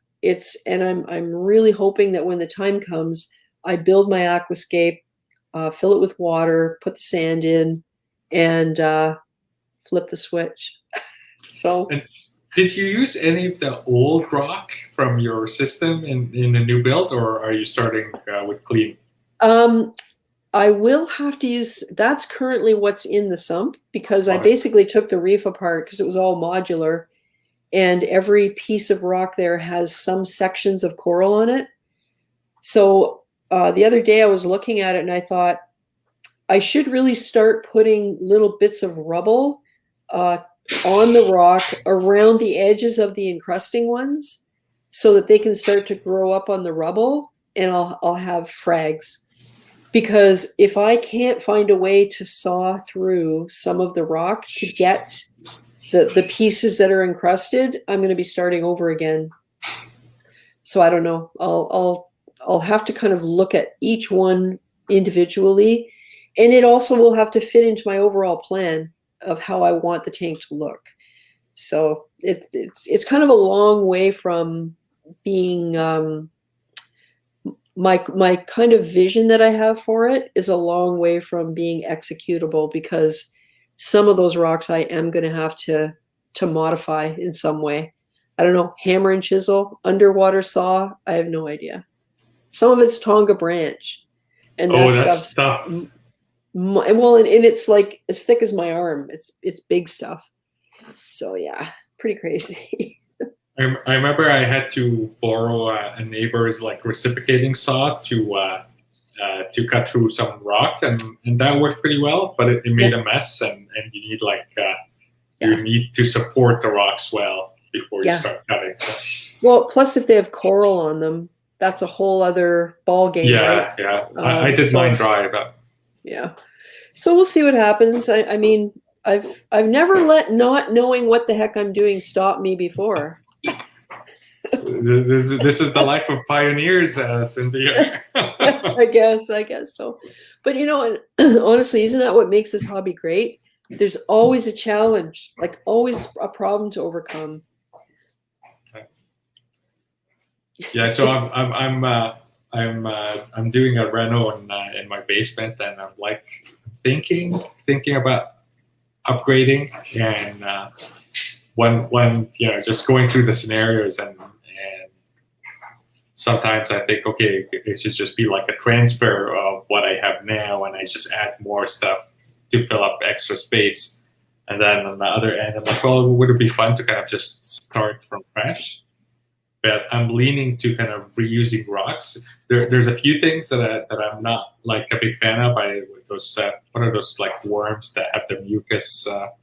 Vermeted snails. I do have vermetids. Yeah. But I also have like lots of sponges, and the more that I've been reading, like sponges are really important for coral ecosystems. Yeah. And if you think about it, you've spent 5 years creating live rock. Yeah. So and at least I know what the problems, right? I know what I have, right? I have the exactly. snails, and if I start from new, then it might be like too sterile for a long time. Or if I get new live rock, then I could be dealing, like, I don't have Aptasia, I don't have those Astrina stars. Pretty much it's just those vermeted snails. Yeah, and even if you start new, chances are good you get them again anyway, right? Like, because they're ubiquitous. The only thing I found that even controlled them was bumblebee snails, and some people say, oh no, blah blah blah, but honestly, they're on them at night, and I used to fluff up the sand regularly so the water would be really turbid, and my whole tank would be covered with the webs, right? That's when you see how extensive they are. But once I put the bumblebee snails in, they got less and less and less. I'm not saying there aren't any, but there isn't an infestation of them. So it's manageable. I just picked 6 bumblebee snails yesterday from, we had a new reef shop open called Paradise Reef up north of Toronto. Yeah. So I was there yesterday, and I picked a couple of, I picked 6 bumblebee snails and starfish, because they looked cool, and I'm like, what the hell? Let's get a starfish. You know how I love my cleanup crew. You've got a mature tank, and I'll tell you, the video on my channel that gets the most views, that is number 1. No, number 1's the green machine, is it? Or the starfish video about starfish in the reef. That's the number 1 video. I'm pretty sure that's what it is. But yeah, people like seeing starfish in the reef tank. So I will eventually do it again once the tank is a couple years old and I feel like there's enough biofilm everywhere that they've got food. Yeah. Cool. Oh, Rogue Aquarium says, I thought I had a lot with my 1,100 gallons in my garage. Yeah. Crazy, man. And John, you get used to it. Yeah, you almost take it for granted after a while. It used to blow my mind to think that I was going to have 600 gallons of water under management. And it's like, like it doesn't seem like so much now, but I'm not letting it tempt me. Thanks, Johnny. Yeah. There you go. That's I passed the plumbing test. high praise. High praise. Hey, Yeah. when I did the 4-inch interconnect, it didn't leak. That's the one thing I was happy about. Yep. That was the one I was like, if this is the one that leaks, this is going to be more of a problem. So, Yep. Alex's wife must be very patient, understanding, supportive. Yeah. yeah, we was not very happy when I said I have to rip out the carpet in our brand new finished basement to put the tank all the way onto cement, because I was like, I had two problems. I said, one, even it could throw off how I leveled the structure because it compresses. Yep. But the other one was, if I do have a spill of any kind, then I won't be able to get underneath that tank to clean it up and dry that out. And that's actually my bigger concern. Because I'm like, it's newer carpet, but it's also contractor stuff they put in a new house. So it's not, we didn't pay for premium carpet down there. Yeah. So, yeah. Good idea. Plus, I'm only cutting out what's underneath the stand. And I'm like, you won't be able to tell because there'll be covers. Yeah. You won't see it once it's all done. Yeah. And I only cut out the section I need so far. I will cut more as needed.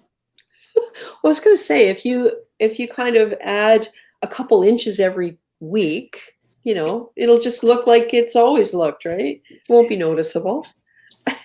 Yeah, I figure once I get the stand rolling, like right now, I've spent several days just laying out everything on the floor, using the laser lines to get it aligned perfectly, and laid it all out on the carpet and tape, and then now I've got some of the lumber roughed out. It's just taking the time to do it. Yeah, exactly. The stand legs are going to be, that's going to be a pretty long process, I think. What are you going to do for the legs? They're going to be 2x4 legs. So each section in the middle, it's going to be the same exact thing. It'll actually be the same exact thing that I did here. Right. Yep. So I was going to do something different, but then I thought about it and I go, this design is tried, tested. I trust it. I've got years of having this type of load on it. Mm-hmm. Why change it? Well, and I mean, you've got the spacing correct for the load. So all you need to do is expand the number of legs. You can use the same spacing. You don't have to re-engineer it. You're good to go. It's scalable. That's what I'm looking for. Yeah, no, 12 inches on center for legs, front to back, and then each horizontal span is 16 inches on center. And then I'll probably do some additional crossing in there too, between them before the plywood goes on top. Yep. And then it's going to be a 2-inch thick, 2 inches of plywood on top. So wow. So 2 1-inch boards. I'm going to do a 1/2-inch sheet and then 2 3/4-inch sheets on top. And then the first 1/2-inch sheet is going to get screwed into the stand, and that'll lock the whole structure together so that it can't move. And then the 3/4-inch layers above that, I haven't quite decided yet. The first one I might screw in, but I'm actually kind of leaning that I won't. And then the 2 finished layers of plywood are going to float on top, just like my plywood tanks did. And then the outer perimeter, because I have a big 6-inch lip, and that's going to hold up. That's going to be the support for the glass on the bottom. So I'm going to bolt that through all the way. So even though it's floating, the 2 layers of plywood that go on top, I'm probably going to interlock them, glue them together as one sheet. But then I'm going to drill a pattern on the edges to hold in the horizontal support that holds the glass. Yep. So, and that'll make it like one big thick beam all the way around the perimeter, holding back the water pressure. Yeah. So. Yeah, you got to think of that sort of. It was the same as my stand. It's a perimeter, no point loads, because it's on tile. I fully expect that there will be cracked tiles because if they're 12 by 24 and they do have a crown. So because of where the grout lines are, it's possible the stand will run right beside one of the grout lines, right on the edge of a tile. So I am expecting cracks. But you know what? If it cracks, it cracks, right? It just depends on if they had a good layer of mortar underneath it and there's not like a big pocket. No. Well, should be pretty minimal. This floor, we had discussions with the builder numerous times about this floor. And with the actual installer over the phone and, describing what we needed, why we needed it, and all that kind of thing. And they did a beautiful job. It's amazing. You can set a marble in the middle of any tile and it doesn't go anywhere. So it's level. That would be the test you'll want to do once you start filling it up. If you see I know, right? That is the test you're going to want to do. Yeah, exactly. So. Hey, Amro, Ryan Shackleton says, hi, Amro, best SPS tanks I've seen. Cool. Yeah. Oh, and there's Reefing with O, and he's popped back in. And there's Chimp the Reefer. Hey, let's bring O in. So, Amro, I don't know if you saw before, but Reefing with O is at Rap New York right now, and he was streaming live to my stream, which is streaming live. So, like infinity, right? Okay, O, you're in whenever you're ready. Yeah, so I guess the show's winding down now. The Reefgrrl. There he is. Who is she? Hi. I'm waving. I'm waving. That's Inappropriate Reefer. Say hi. Wow. Hey, Moki. Hi. Oh my God! Look at all the cool people. We got 32 people right now. My classification. We're not the cool kids. Oh, he went away. Lost all. Oh. Wow. That was Inappropriate Reefer, right? Yeah. Yeah. Wow. At Rap New York. Yeah. O took us on a bit of a tour before. Lots of new eye candy. Oh, yeah. You could say that. And considering it's the second day of the show, and what he was showing us was the morning session, because they've split each day into 2 sessions because of capacity limits, right? So they have a morning and an afternoon on each day. So this would be the morning of the second day. There was a lot gone. Hey, Alex, like a lot of stuff, a lot of spaces in those frag tanks. Not many $500 spaces. They were still there. Everybody's waiting to the end. Yeah, some of those are, that's the thing too. It's that some of the.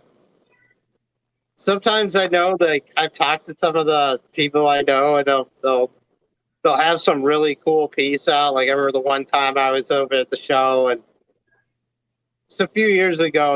When OG bounces were still like the biggest wow factor over there, and I remember he had one that was like this, and he had $2,000 on it, and I go, nobody's gonna spend that, and he goes, I don't want them to. I didn't bring it here to sell it. He's like, I just wanted to show it off. He's like, I really don't want anyone to buy it. That's why I put that price on it. And thus legends are born. And every- did it sell? Yeah. Yeah. Cool. Ryan Shackleton has a question. Hey, Amro, do you run a more blue spectrum for your SPS or white and blue? I run the Ecotech White Labs SPSAB Plus, which is a fairly blue spectrum. It's about an 18.5K Kelvin spectrum. Cool. And that's on for about 8 hours of the day. I don't know what I'm going to do yet. Haven't decided. I'm still trying to figure out what I'm going to do for lighting over my display. So you'll need what, like about 45 lights or something like that by the time you're done? That's an unrealistic budget number unless you'd like to make a donation. Well, let me see if I can pull a few strings for you. I'm doing the math in my head and my brain is crashing. So what I'm thinking of doing, because I'm going to do a lot of islands and open sand and SPS section, LPS, softy sections, I'm really thinking like I'm not just going to put a uniform amount of light over the whole tank because it'd just be a waste. Exactly. So I am going to do targeted lighting where where I have my SPS section, I'm going to put a higher concentration around that.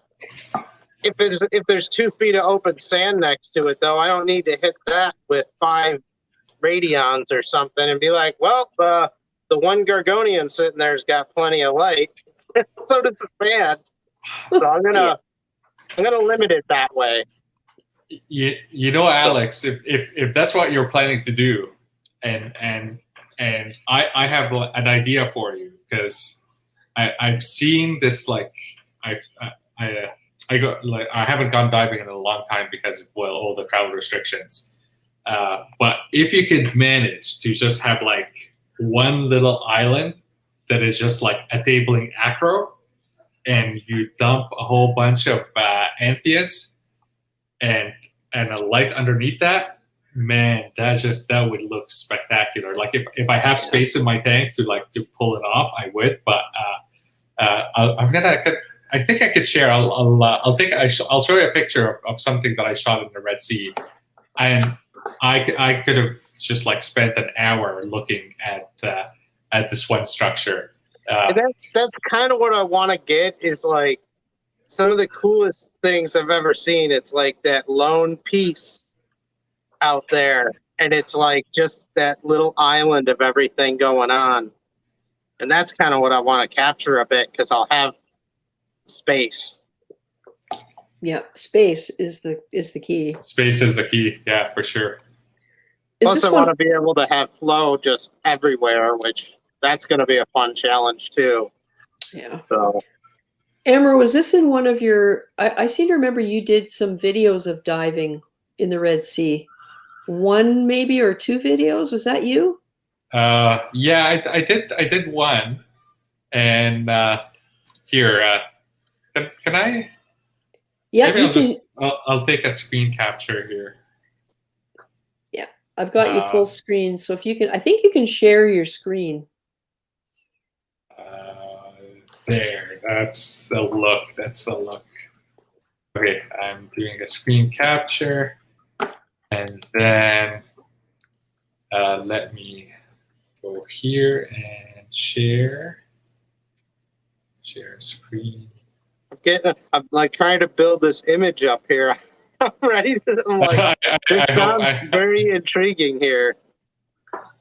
Share screen. Do you guys see my screen? No. I do not yet. Not yet. Do you see it? Okay. Share screen. Okay, there we go. Do you guys see it? Not yet. Oh, there it is. There it is. There we go. Yes. That is cool. Just picture like the rock work on just that one island right there that's sticking out. And I mean, it's a video. If you guys want to check it out, there's one video in my channel on like diving in the Red Sea. But this is from far. This is probably about like 20 feet away, and then you get closer, and there's a whole like 100 or so Antheas that are just kind of living in and darting in and out. And I just saw that, and I'm like, man, if I had like a big tank, and like it's a little bit silly. Well, I know, yeah, maybe it's not so silly, but to kind of like give one colony like a big space. But if you have a nice stabling Acropora and you like your schooling Chromis or Anthea, that would just be amazing. Let me grab a rock here because I actually have one that I was gonna. I can't take my camera back there because it'll die. Hold on. Cool. That is beautiful. Yeah, and even if nothing we do is going to ever match what's out there, but even if we can do something like a small piece of it for a vignette, that would be so cool. Oh, here's Insane Reefer. I'll bring him in. Oh, Wow, look at that. So, one of the rocks I wanted to do something with.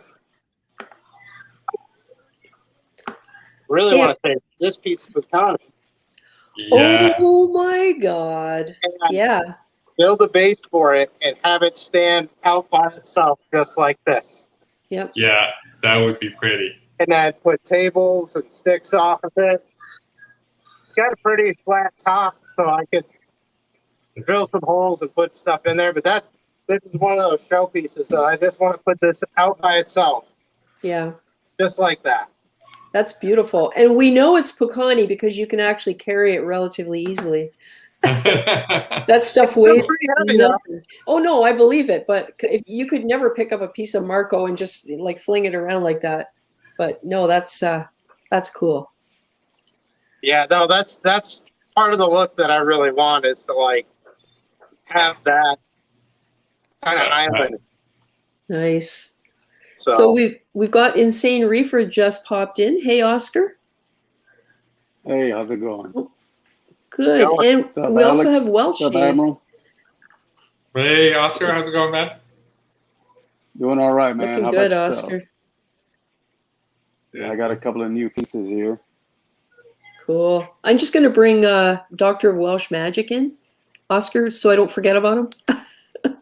Okay. Hey, Welshie. Oscar's going to show us his tank. Let's see. Okay. Go for it. That's my Lozo rock. Doing beautiful.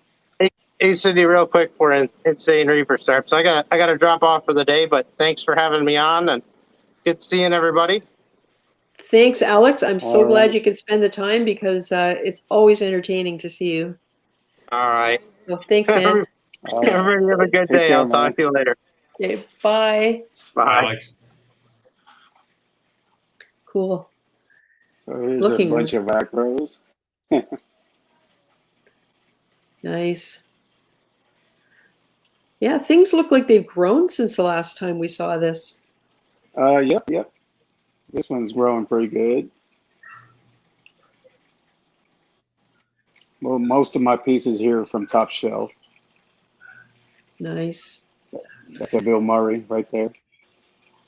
I'll let you do your tour, Oscar. I just got to step out because there's a delivery on my porch. I want to bring it in because it's super hot. I'll be right back, but go ahead and keep on with the tour. I'll be listening. I really like the aquascape. Oh yeah.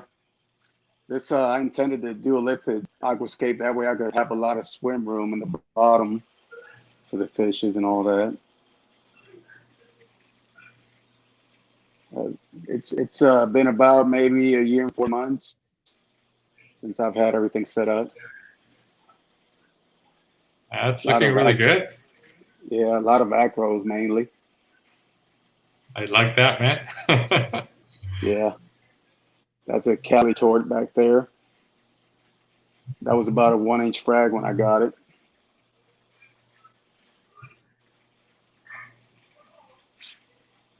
Looks great. Yeah, so I see a yellow. What's that other wrasse that keeps? I see a yellowtail, a canary wrasse, but what's the other one? Well, this one, if that's the one you're talking about, that's a It's a saloon fairy wrasse. Oh, okay. Very beautiful. Yeah, redhead saloon fairy wrasse. Okay, I thought that's what it was. Yeah. That's my yellow tang, yellow chorus wrasse. I have a leopard wrasse somewhere. He's right here circling the power heads like always. That's an ornate leopard wrasse. Oh, yeah. Okay, got him. I Beautiful have, tank, man. It's gonna look great once the acropora kind of start branching up a little bit, and then you kind of like lose sight of the rocks and just focus on the colonies. That's gonna look spectacular. Yeah, can't wait for my orange passion there to grow. That little stick right there. It had lost color a little bit, and it's starting to get its colors back. So he's doing good. The little hammers I put there from the upstairs tank. I'm starting to break down my 29 gallons, so everything that was up there, I'm kind of setting all the frags in a tank and quarantine them for a couple of weeks. Just make sure I don't have any aptasia from upstairs and just switching them over. Torches are looking there. Beautiful. Oh yeah. Johnny Martinez says, "Insane reefer, long time no see, great looking tank." Thank you, Johnny. Thank you. Yeah, I'm in and out. Got a couple of clams here. Ooh. I've had these for since the last 2 weeks, maybe 2 weeks after the last wrap. That was in Orlando. Mm-hmm. I got them from Clammania. Yep. The first one that I got, I killed it. I know I killed it because it's my first time having clams, and I messed up the pH. A little flame hawk there just hit on me. I call him my red ghost. Yeah. One of my favorites. Because he's the type of fish that I could be right here, and he'll swim to where I'm at. You see him? He just hid there. And then you could see him in a minute, and when you look to the side and you look back, he's not there anymore. So he's like a little ghost. Got a couple of Favias here. Cool. Couple of Favias here. When that all grows in, that's going to be stunning. Oh yeah. That's my little Paletta pink tip over there on the side of the rock. That's a little nub. I have a Jason Fox Raja Rampage in the back down there. You can see it. Cool. And some Duncans I brought from the upstairs tank.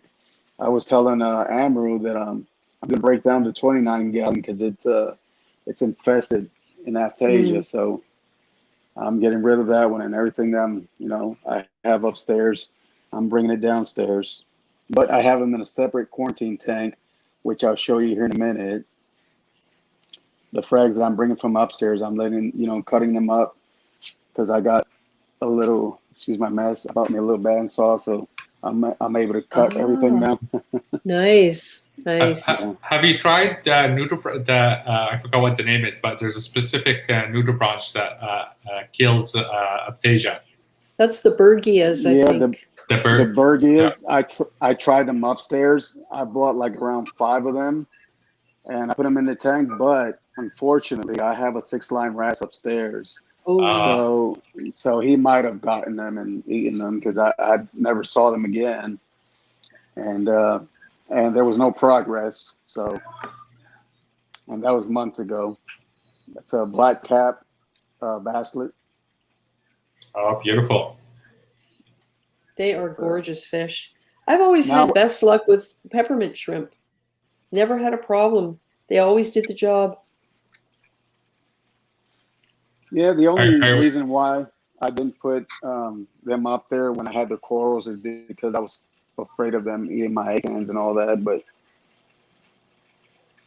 yeah, I've never seen that. All I know is they pick out the aptasia from among the zoanthids, and the next thing you know, the zoanthids are all open again and happy and growing. So I don't know. Maybe it's just me, but I've tried them. I've used them 3 different times, and they've always done the job for me.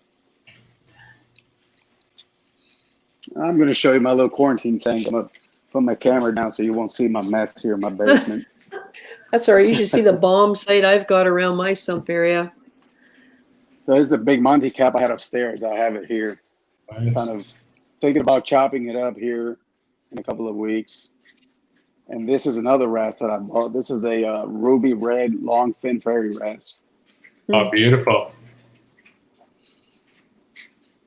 Nice fish. I don't know if I could zoom in here and you guys could see the zoom in or whatever, but. And your quarantine, are for the fish, are you you watch them first, or are you treating with copper right away? No, I'm not treating with copper. I just it's more like an observation tank to where just check them out for a month or 2. Just make sure they don't have any type of parasites or whatever, and that's it. I get them from a good source, but I always like to throw them in here before I put them in the main display. Good practice. Good practice. So there he is. See if I could zoom in here a little bit. Yeah, that's what Mollywood is now, the observation tank. And it's 40 gallons, is a great size to put small fish in. And the purple and the Desjardins, when I get them, are going to go in there so I can keep an eye on them for a couple of weeks and just make sure they're okay. And then I'm going to move them into the other 2 tanks in the sump, 1 in each tank, so that they can get to work on the algae. And that's a little orange Rhodex I had upstairs too. So I got that one in Rap Chicago a couple of years ago. And it hasn't split or anything. So I'm just thinking it was bad water quality upstairs, and I don't know what happened to that tank. It was real nice. And then one day I said, well, it's looking awesome. I don't have algae. I don't have aptasia, nothing. And then after that, it suddenly just kind of did his own thing.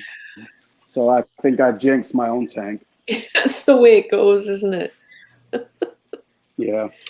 Looks But really hopefully good. this one, hopefully this one I don't have anything in here.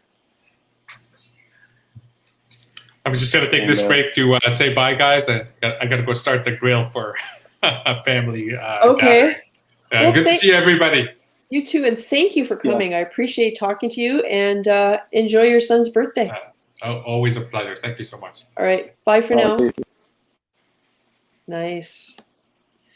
And we also see Doctor of Welsh Magic, Welshie's tank on the bottom there. Hey, Lee, how are you? I'm good, thanks. I'm good. Lovely. And you've got some birthday corals. Let's anything else, Oscar, before we look at Welshie's tank that you wanted to? Oh no, you're good to go. I was gonna head out anyway here. I just wanted to show you the progress and all that. And, it looks amazing. So you can see how it's looking. Yeah, I always remember our very first live stream spending an hour and a half talking about an empty tank. Empty tank, yeah. Yeah. Well, you had the aquascape, but yeah, it looks really good. It's coming along. Yeah. Awesome. Well, thanks. Thanks a lot for inviting me in. And thanks for coming. I appreciate the time. All right. Bye. Cool. Cool. Okay. They're in the other tank, so we have to go outside for that. How many tanks have you got now? Oh, your Wi-Fi is doing a bit of a freeze up.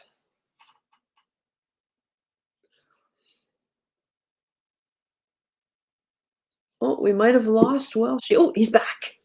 There we go. I don't think my signal reaches out to you on the Wi-Fi. When I do them in. So have you got 2 tanks running now? Yeah, this is the 40 breeder I've always had. Okay. Yeah. With a canister filter. Mm-hmm. That's the new logo. Not doing it justice, but yeah, that's the 40 breeder. Looks really nice. Oh, I see. So when you got your new tank, you set it up in the house, and did you move this out here, or was it always out here? No, this got relegated to the shed then. The shed tank. How many of us can say we have a shed tank? I got 2 of 6 foot there with the turtles in as well. Oh boy. That one. Yeah, this is the project. Wow. It's only 9 months old. It is looking gorgeous. You have a lot of fish in there. That's so cool. Hammer coral. Ooh. I've got a yellow filter on, not the orange, so it's not quite doing them justice. Bernardo Polo. Nice. All the rest are Gonnies. Beautiful. Fire and ice are the only two anthid I've put in yet. Mm-hmm. The mushrooms. Alveopora. Holy smokes. I don't think I've ever seen an alveopora that puffed up. It is loving it whatever you're doing, it's loving it. Yeah, it's coming slowly. There's all dry rock on, the battles you get with that. Oh, yeah. I've been through them all. Yep. But it's starting to get where I want it to be. Yeah. I do like your aquascape. The three island. Yep. Very like this middle one is actually 3. Oh yeah. Separate entwining columns. I love it when you can see something different when you change the angle of view. Things that are hidden and suddenly you see them. That's so cool. Yeah, so basically I don't think none of the Gonnies are where they're going to eventually be. Mm-hmm. They're just there for a moment till I don't think the tank's cycled until it's about 18 months old when you use dry rocks. I say cycled, you know what I mean, ready for... Yeah, mature enough. Yeah, especially SPS. I tried a small piece of SPS and it's gone. Yeah. So, is that a Dalmatian Molly you've got in there? 2 of them in there. It's the large female and the... Oh boy. There he is over there. Cool. A pair of Dalmatians. That's what I got. Right. Blue line flasher wrasse. Beautiful. Carpenter's flasher wrasse. The silver belly and the female Melanaris, but she's almost turning male. Oh, cool. Tomini tang, purple tang, my 5-year-old. Well, I've had them 5 years. Clowns. Mollies. Oh, this guy. Oh man, I love those fish. He's doing his job. Brenny cut 2 chromis and 3 firefish from them. Yeah, I'm picking up a Reefgrrl tang and hopefully a pair of tiger gobies middle of next week. Nice. Lee, how do you find the firefishes in the large tank? Do you have just the one, the red one there? 3 in there. 2 of them. For the first couple of days, the 3 were fine. Then 2 paired up and kicked the other one. So right, if I can find them. They kind of hide under there. So my one's out. I just wonder how they do in a big tank, because usually you see them in smaller or nano tanks, and I love them. They've been one of the first fish. I think November they went in. Mm-hmm. And like I say, it was a week before they kind of 2 paired up and kicked the other one out, and he went up to that corner and stayed kind of there. And I do see him chasing him around sometimes, but it's kind of hard to tell which one's which sometimes because the 3 of them are together. And one's bolts away for no reason. But they won't jump out because... Oh, yeah. Yeah, I have to figure out what I'm going to do about lids for my new tank. It's got a 4-inch Euro brace, but I don't know that I feel comfortable having that much open water. Yeah. I don't know, especially wrasses, there's always a chance they'll jump, so any fish, I suppose, but wrasses are known for firefish, definitely. Yeah. So I made sure that I lid before any fish went in there. Oh, yeah. Marcus's Reef says, now that I finally have water in my tank, I can't wait to see fish in it. And it's always exciting to start a new tank. Oh, yeah. I waited like 3 months, I think, before I put my first fish in. I cycled it with a dead prawn and the old-fashioned way. Yeah. And, but I've I had the other tank to keep me busy as well, so I was in no rush. Yeah. I didn't have my first coral till I was like 6 months old. Yeah. That was a Garnier, 1/6 handle of Garnier, so I can handle most things. Yeah, my sump system has been running since February, and the reef got moved into it in late March once it was cycled. So now I guess that's April, May, June, 3 months it's been going. It was all a mature reef to begin with, but it's a brand new system, so we'll see what happens. But it's going well, other than too much algae, but I've got fish on the way to handle that, hopefully. And we'll see what happens when the display comes, because all my rocks are in there and curing. I probably will not be putting any fresh new dry rock in the new tank. It'll all come from the existing system. So I'm hoping that'll kind of head off some of the problems that you usually get at that stage. Should do. Well, I forgot to mention the fin flasher wrasse is probably the biggest wrasse in the tank and nearly the biggest fish. And it's definitely the most vibrant, but also the most shyest. As soon as I go near the tank, it's gone. I come away now, she'll be out and flashing. And it's funny, isn't it, what they can see outside the tank? Yeah, well, they can definitely see. If I have any bullying going on, I put a picture or something by the side of a different fish. They all get gone instantly. Yeah. It's almost comical. Huh. Yeah, I see it's out in the mud now. And you've got green chromis in there too, I see. Is it a pair? Yeah, 2. Yeah, I started off with 5 about 4 years ago, and they're the only 2 that made it through to now. The 2 clownfish are 5-year-old. The frostbites I've got in the shed are 4-year-old. I've got a 6-line wrasse in the shed who's an absolute tool. So he's staying where he is. I'm never getting a 6-line wrasse. The way everybody talks about them.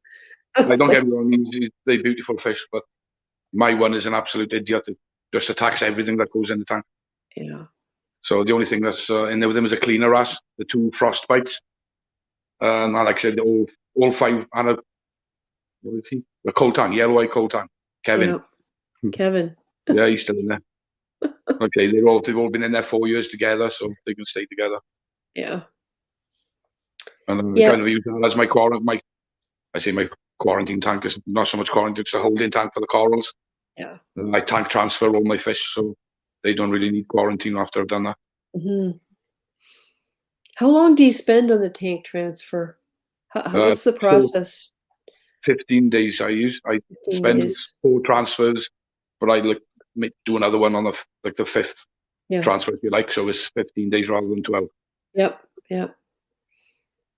And good touch wood, I've not seen a hint of white spots since I started doing it. So in 3 years, 4 years. Yep. I don't know losing every fish I had, as you know, when I first started, I just kept losing fish and to white spots. So, I remember that. That was awful. Yeah. So anyway, I haven't lost one since. Cool. Have you ever run across a YouTube channel called Random Stuff? Don't think so. This guy, he's in Japan, and his channel is about reef keeping, or it started out that way. I'm not sure. He hasn't been making reef keeping videos for probably 2 years, and he said it's because he shared all he could share, that he's reached the point now where there's nothing else he can tell anybody. But Random Stuff, check it out. Like, the guy's off the wall a little bit, but pretty entertaining. And he does the tank transfer, and he had a lot of clownfish, and he was doing things like putting a whole bunch of tangs in a tank all at the same time, and things like that. The videos are quite entertaining. Originally, my plan to get all the tangs I wanted at the same time, quarantine them all at the same time, transfer them at the same time. Yeah. And I add them at the same time. But 3 of those were yellow tangs, and they just became like gold dust. So the plant tree. Yeah. And I was down to the Tomini, the purple tang. I still undecided on a sail fin, but I probably won't get it because it's another zebra, and the purple's already in. Yeah. So I'll just a regal tang, a couple of tiger gobies, if I can find a bonded pair. Mm-hmm. What else do I want? 3 flasher wrasses. The orange back a lineatus, and an exquisite, and then I'm done for fish. Right. And there'll be 27 fish in them by then. So it sounds like you have pretty good access to that stuff where you are. Like, do you shop locally or do you do online buying, or how does that go for you? If it's fish, I'll go and collect them within up to about 50 miles. There's one of the best shops is around 50 miles away, and there's many more in between, but I don't like the look of the shops and some of them, so I won't even buy things from them, Yeah. So, but there's corals, I don't mind buying them online or trading them with some buddies I've made through meeting them through the hobby. Yep. It's happened a lot recently. And again, this week, one of them makes us phone me saying he's flagged up his tank, so pop in and see if he's got anything that I like. But I know most of them will be SPS, so I probably won't. You won't have anything that I'll have. Not quite ready yet.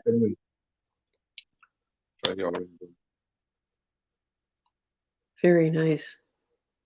So much color and movement. I love it. Yeah, so this is the. I hope this don't go off now. This is the color I want in that tank. Kind of. Yeah. This kind of. Yeah, it doesn't really do justice from outside, but it's so hard. It's so hard, isn't it? Colors everywhere. Orange, bright green, bright reds. Like the Poker Stars Monte, you can see there. That's got blue, red, green polyps. Nice. Mushrooms. As you know, I had a bit of a zoa fetish for a while. There's still nearly every zoa I bought, and that's somewhere over. Yeah, I remember. Fragged my hammer coral up, little tiny twigs off the inside that weren't getting any light. They've all developed into nice individual pieces. And so you have an opportunity. You can trade those, right? Yes, yeah. Either to the store for store credit, or swap them with reefers, or like one of my main mates, I give him things for free and he'll return the favor when he has something I haven't got to. Yep. That's the best way to do it. Frostbite clowns down there making babies in the plant pot. I have never raised the babies, mine, but maybe one day I'll give it a go. But yeah, that's the kind of glow I want in the other tank, Yeah, I know what you mean. I love the multicolor. Marcus's Reef says, I will never have another 6-line. I've tried 2 over the years. Both were turds. Yeah. Boys. Love your dogs. Oh, you froze. You'll be barking at nothing. There's absolutely nothing around even the bird. Well, a leaf probably blew by. That's what my dog used to bark at. There'd be a leaf blowing across the lawn, and she'd be out making the announcement. Yeah. Oh, these are things.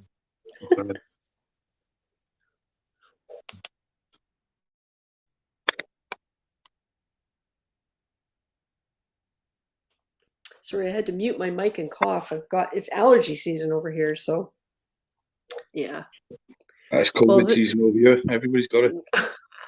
I was reading this morning about the variant, the school kids getting it. It's crazy because I know loads of people, and I absolutely I've not had contact with anybody that knows anybody that's actually had COVID. It's weird. Yeah. It's like my whole city, apart from everybody I know, has been affected. Wow. So. Yeah, I don't know.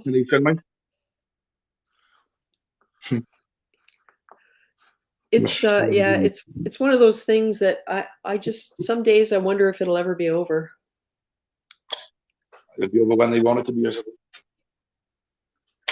Right, let's see what's going on underneath. The sump. Lynn Reef Nerd says 6 lines are butts, but I have one in every tank. Great for pests and never jumped for me, even in shallow tanks. Oh, see, Lynn, they don't jump because they know you like them. My 6-line in isn't covered actually. Oh, so there's hope yet. Yeah, there's a cleaner ass in there, which I've been a bit weary about jumping, but no, he's still in there as well. So, and like I say, they've been together for 4 years, so yeah, it's going to be something unlucky make them jump. Yeah, if they get spooked at them. I don't know if you can see them. All my electrics and my UV sterilizer is in there.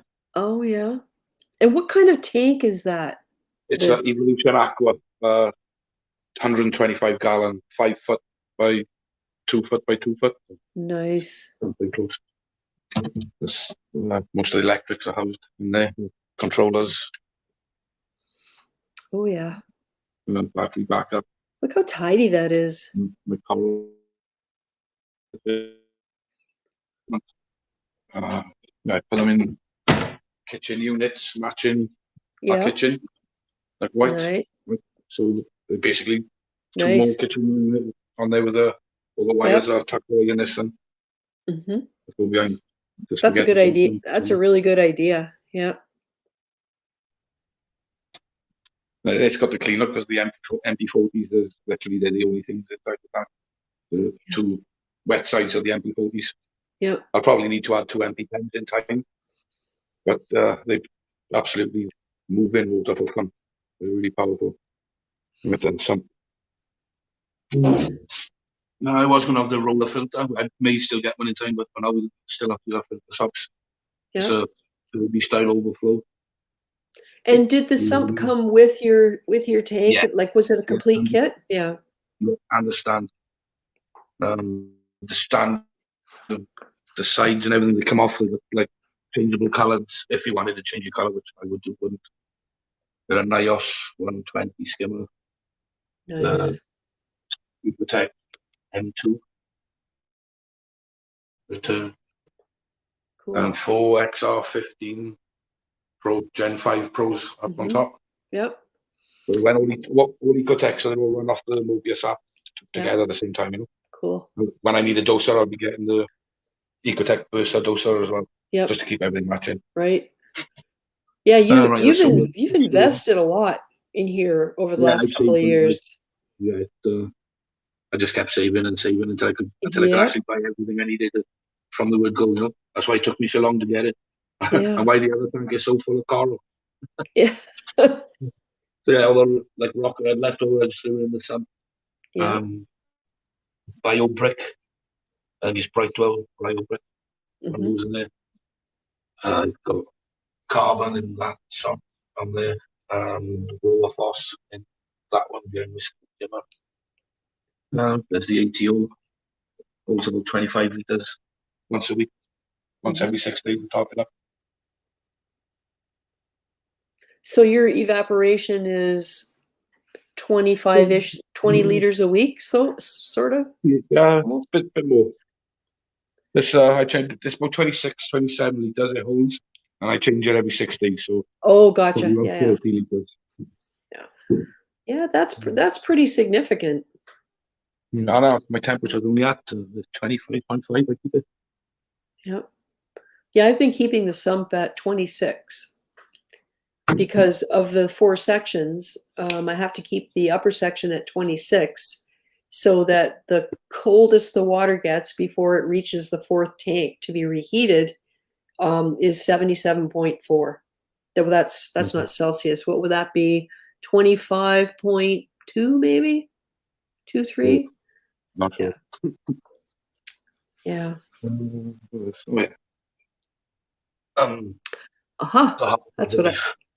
That's what I use. Is it readily available where you are? Yeah. Mind you, I do buy that online because it's the places nearest to me don't stock it. And it's a lot cheaper than traveling 15 miles to pick one up, you know. So I just have it delivered. And I save money. Yeah, I stocked up when I was able to get 3 buckets. I just bought 3 buckets. And since then, I haven't been able to find it anywhere. Pardon? I think their Easter Bank Holiday Monday sale or something like that. Yeah. And I grabbed 3 while they were £15 a bucket cheaper. Yeah. So, yeah, you have to get it when you can. Hopefully they last me till the next sale. Well, and I still have to make up 300 gallons to fill my new display when it comes. That's 2 buckets right there. Yeah, exactly. I've not done a water change yet on the system. I waited, I think it was about 6 months until I did my first one. And literally my mate came here with his NIOS test kit and they call the digital phosphate testers. Oh, yeah. One of those. Yeah. The HANA? I had calibrate kits and I wasn't getting readings. So he brought his kits over, we checked them, and I had a nitrates of 5 and 0.03 or 0.01 even on the phosphate. So I was bordering on bottoming out on the nutrients. So I didn't do a water change for ages. Right. I'd have only done 2 in the 7 months since it's been running. The initial one after the cycle, and literally I haven't seen nitrates or phosphates in there since it's been running. Obviously, there's not now. The fish have been in a while. It's gonna start creeping up. Yeah. But I think I needed to creep up a little bit. I battled dinos for a while. That was a cause of them bottling out. You know. Yeah. Yep. Yep. So I'd rather have some nutrients than dinos, that's for sure. Oh yeah. And So like the tank in the shed. Sorry, the tank in the shed. That was measuring off the scale with nitrates and phosphates. His kits that were measuring the ultra low levels in here couldn't even read those. Yeah. So it's, I mean, and they both thrive in. So you know what? I think there's a trajectory that happens. I think we have kind of a honeymoon period when we first start the tank. This is just my personal theory. That because we're being extra careful and vigilant, we know what can happen. We just take it easy with feeding. You know what I mean? We're careful. Yeah. So for a long time, things go really well. Then we relax a little bit. And over time, things start to accumulate in the tank that, maybe back when we started, we would have been more diligent cleaning up. Yeah. You know what I mean? Like it's this trajectory that you go through that I think it takes about 2 years. And then all of a sudden you reach a point where the levels seem to suddenly be really high where they shouldn't be. And it's because of this accumulation of the way we've very slightly changed how we look after it, right? Definitely. At least that's what happens to me. And I don't want to get lazy with my new tank. I want to stay right on top of it. I'm not going to be like OCD about it, but I really don't want to say, oh, I don't need to test this week. It all looks fine. No, I'm not going to do that this time. I'm totally opposite, and honestly, it takes the world to get me to test my salinity, let alone anything else. You know, right? I will test, but only because I have to, not because I want to or I enjoy it. And it's nothing like it should be. Yeah. Once a week, more like once a month. Yeah. Yep. Me too. Don't get me wrong, it's bit me on the bum a couple of times. I lost my whole colony of Vites wall coral because I went through I had a bad batch of salt mixing at 5 DKH. Oh and boy. Of course, as I was trying to rectify the problem with what I thought was going on in the tank through not testing, I thought it was just like a high phosphate level or something was out of control. The old tank, mind you. Yeah. I was doing water changes and worsening the problem because I'm just adding literally 5 DKH water to it, and it stripped in a matter of days, and I lost the whole colony. It was massive. Oh man. So yeah, not testing has bit me on the bum once or twice. Well, I still don't really do it. I have on order right now a testing system that's made by Lamotte, and if I get this thing, if I can't get some distributor in Canada to carry this thing, I'm going to do it. Because if it works the way I want it to work, that it says it works, and if there's a reliable supply of the reagent setup that it has, it's so much easier, quicker. You don't have to clean anything. You put your sample in, snap the reagent into the machine, press the button, and in 2 minutes you have your results. And I can't. People spend $1,000 setting up for a Trident or Alcatronic or KH Director, whatever. I'm talking Canadian dollars. Yeah. So hobbyists will pay to use something like this for testing. Like, can you imagine once a week, you put your sample in, you put the thing in the machine, close the door, press the button, and your testing is done in 2 minutes? I am paying for that, and I think a lot of people would pay for that. So anyway, it's on back order because of COVID. Computer chips are in short supply, so I'm gonna have to wait probably now till September to get it. But I will definitely be putting the word out if this thing does what I'm hoping it'll do, because it's a game changer. Sure, I would test more often for sure. Yep. Yep. And I'm going to do the math. And I don't have the test kits. They're all up there. Yeah. What's that, mind you? Yep. Black diameter. Yep. Yep. So it's just lazy. Well, but the thing is all the money we spend too, because the thing that I'm looking at without the cost of the actual testing unit is roughly $4 per test, but that's 8 parameters. Yeah. So if you go and look and add up the cost of all the test kits you buy and figure out what it is per test in those kits, and then multiply that over a year, you can test once a week and figure out the cost differential. So even if it's less to do all of the individual tests with the individual kits by $1, think of all the time you save and the space, right? So I don't know. I've got half a couple of tests I don't use. Exactly. And I don't want it to be too good to be true. And that's why I'm not really saying a whole lot about it yet. But if it works the way I'm hoping it will work, I'm not kidding. It's a game changer. And I know hobbyists will buy it because it will help them so much to be successful. So we'll see. Yeah, I'll be getting one if they're available over here for sure. Like I say, I just really lazy when it comes to testing. I usually like let my Duncan tell me if something's wrong and it's not really the way to be, you know. Let's not. We spend all the money on the system, all the money on the fish, spend all the time getting them healthy and keeping them healthy, and all the corals, clean up crew, you know, and then just to let it all go just for the sake of 20, 30 minutes of not testing. When you think about it, it's ludicrous. But then when it comes to me, I think about testing, and I think just look at the Duncan, oh, he's fine, yeah, everything's okay. Yeah, exactly. It takes me an hour and a half to do all the tests. It doesn't even take that long for me. The 5 that I do. Yeah. Yeah. And you know what? I just, and it's the mess because I have to store them. Then I have to get each one out. I can't carry them all in one armful from the fish room into the kitchen. The kitchen's the only place I can do the testing because I need the space. I got to get the vials. Like, it's just such a pain in the ass. Like, yeah. Well, again, for me, it's not even, there's my tank in the kitchen.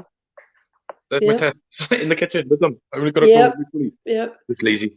But people have said that if you do one test, it should be alkalinity. If you keep your eye on your alkalinity, you stand a much better chance of catching problems before they get bad. For sure. Unless I don't have an ATO, and then I check salinity regular as well. And again, depending on what corals you have in there, if you've got SPS corals mainly, then salinity is more important than if there's just a few softies, you know? Oh yeah, for sure. So yeah, those are two, definitely DKH first and then your salinity. Yeah. Yes, depending on how you do your ATO, definitely. One of my fish must have knocked my ATO sensor because, like I said, the one in the shed, it's run on a canister filter and hang on the back Seachem tidal thing.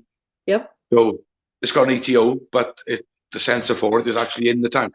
Well, one of the fish must have knocked it or done something to it because it must have gone up a while, and it must have gone up an inch or so because when I checked my salinity like a couple of weeks later type of thing, it was 123.5, and I keep it at 126, always have. So a drastic drop, you know. Yeah. And that drop would have been quite quickly as well, I would have thought, because, and like I said, I didn't even notice that it had happened because until I tested, it's the water level didn't really change inside the tank. It's just perhaps a pinch or so. But the salinity was down a lot. Yeah. And another thing I've done, I put something over the side like a tea towel or a cloth or something while I was cleaning the glass. Put it over the side. The end of the cloth had dropped into the water, and the water was like wicking out of the tank. And I'm looking where I've got a big puddle on the floor, panicking, checking all because it's a canister filter, checking the pipe connections, checking the actual canister filter, just checking everything except this tea towel that was wicking the water out. That was crazy situation. Yeah. Marcus's Reef. Are you suggesting we as hobbyists can have a bit of a lazy bone and other things we have to do other than reefing? No, surely nobody would appreciate automatic testing. Yeah. Well, and the thing is, Marcus, what's cool about this thing that I'm expecting to get whenever it comes back in stock, it's not automatic, which I like, because I physically put the sample in. I physically close the machine, push the button. Whereas the automatic ones, because they need to draw up a specified amount of water sample, a specified amount of reagent, do whatever the magic is that they do to do the test, read it, dispose of the reagent. Like it's just all too complicated. And to me, when I read about what the steps are that you have to take to use these things, I think, okay, too much maintenance because you have to keep everything clean to make sure the reagent is free flowing and you don't get clogs. Maintenance in the sense that you have to make sure your effluent container doesn't overflow. So as the reagents get dumped into a container, I'm guessing you could put a sensor in it or whatever. Too much work, too much work. I would rather just stick with regular testing. I think it's cool that the data gets reported and logged, and the one that I'm going to be getting does that too. So it'll do the reading, it logs the data, and it holds the last 250 readings for 8 parameters. So, it's worth the money for me. I'm at that stage, and I think it would be worth it for other people too, but I'll reserve judgment until I actually use it and make sure it's all that.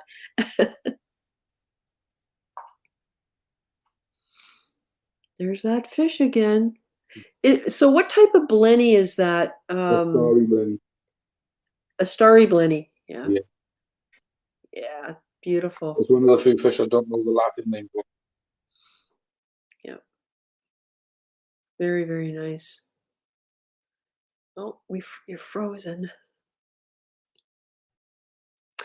Yeah, Marcus's Reef says all I need in honesty is Hannah checkers. If they were all as easy as the Alk, I would be happy. Yeah, I agree with you. I find the Hannah checkers fine. Even the low range nitrate, I don't really have a problem with. I did it twice and then I had the method down and it's not a problem. But my nitrates are too high now to use it, so I would love to have the high range one compared to the other color titration methods. Having said that, the NIOS is way easier to figure out than the Salifert. So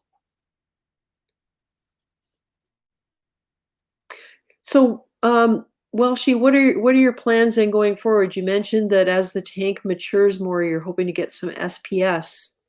Yes, definitely. A couple of clams I want, at least one, probably two. That middle island, the arms, I'd like a torch on each of the individual arms, and perhaps some blowers or different Monties, encrusted Monties on the actual spiral, the arms themselves. So like perhaps a poker stars. Nice. One, and then the 3 torches. Yeah.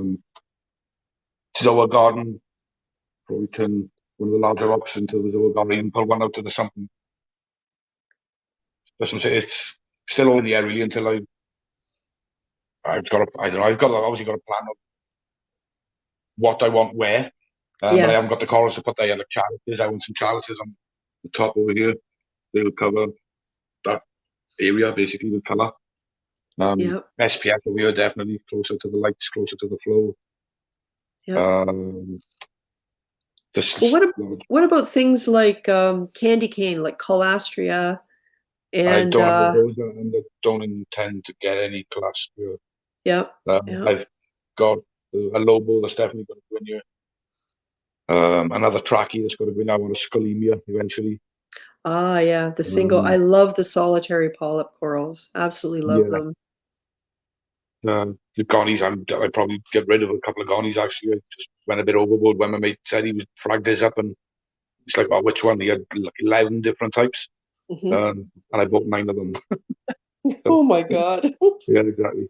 I just didn't know which one to leave behind, so I pretty much took them all. Yeah. Yeah. Sometimes there's no choice. Exactly. So yeah, there's looks like most of the corals in the shed will be coming in here.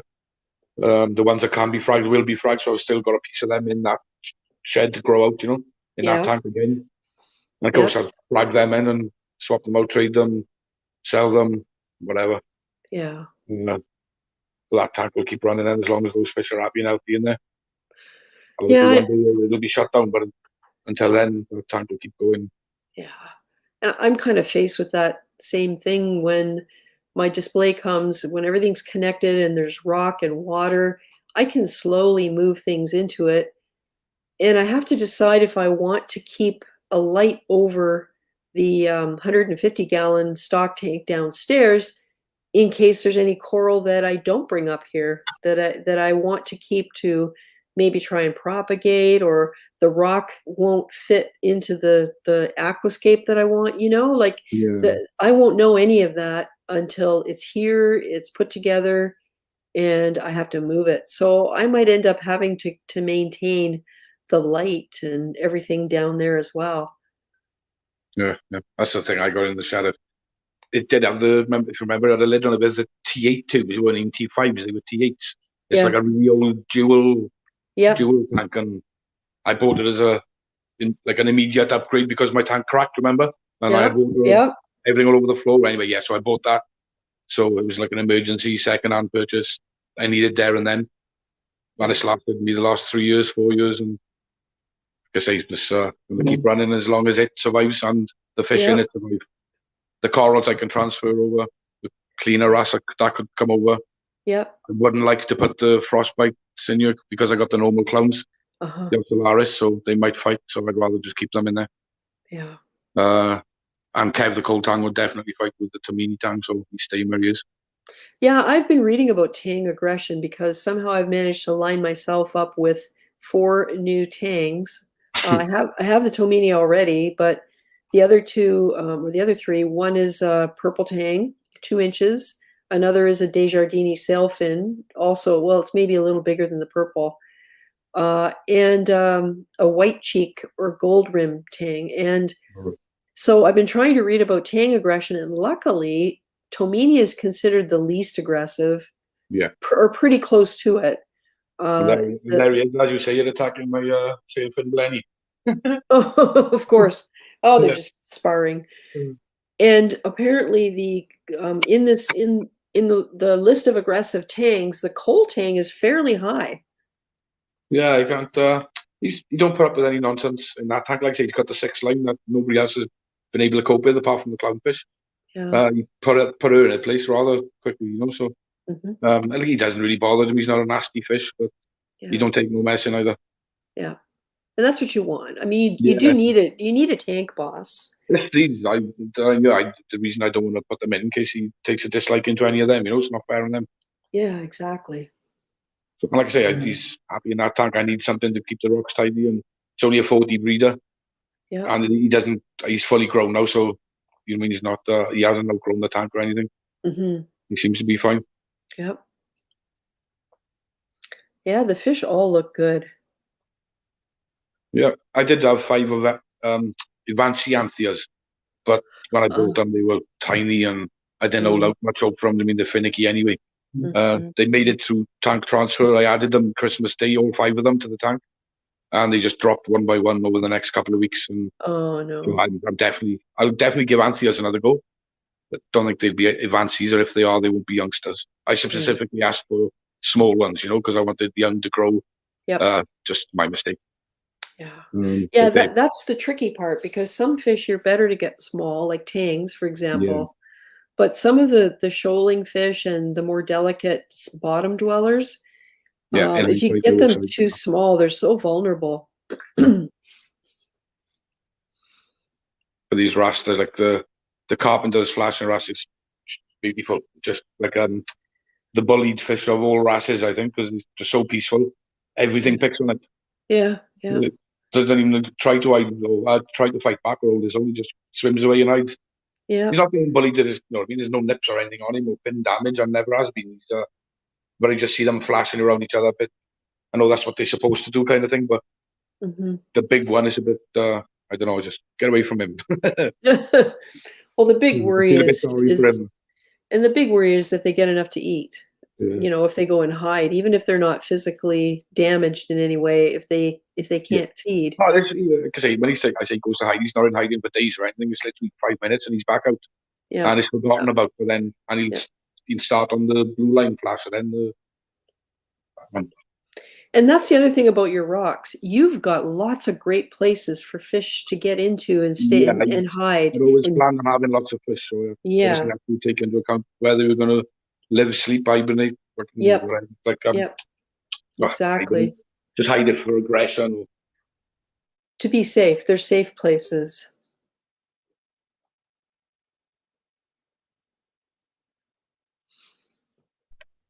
big holes, little holes, slender holes.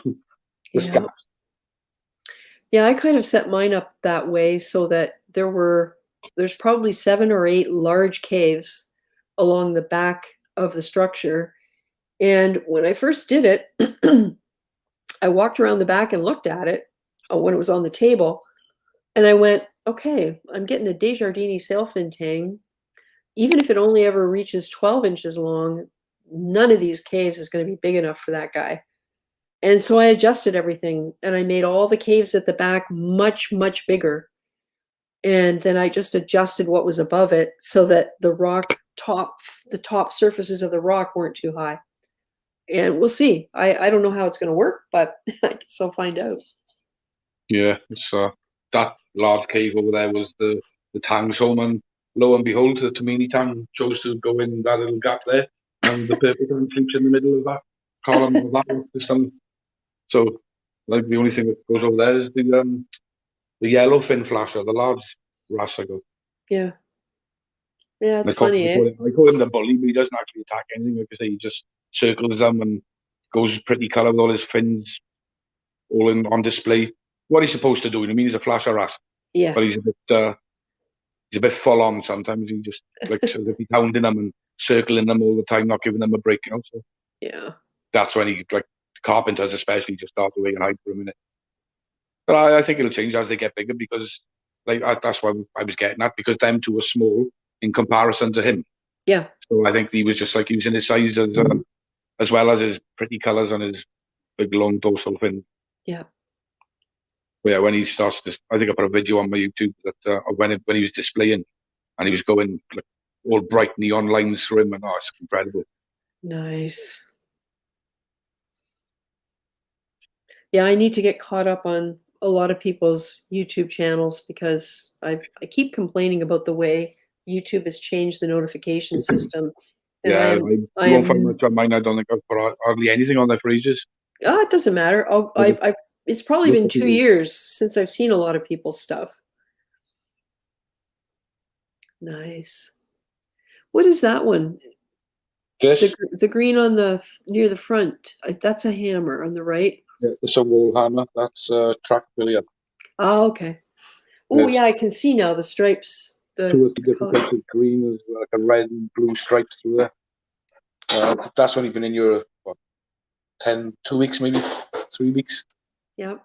I bought that off a friend. He had it, and his foxfish was attacking it. So he asked me if I wanted it. 2 different types of Duncans. One pink tent, one with green. And of course, a row of gummies. Cool. And you got a really beautiful Lobo and a Blasto for your birthday. Yeah, but the Blasto was for Father's Day, and the Lobo was for my birthday. Oh, gotcha. Shed isn't too far away from the house. I don't understand why the Wi-Fi isn't. Please stay on. There's the Lobo with the teal and orange. Yeah.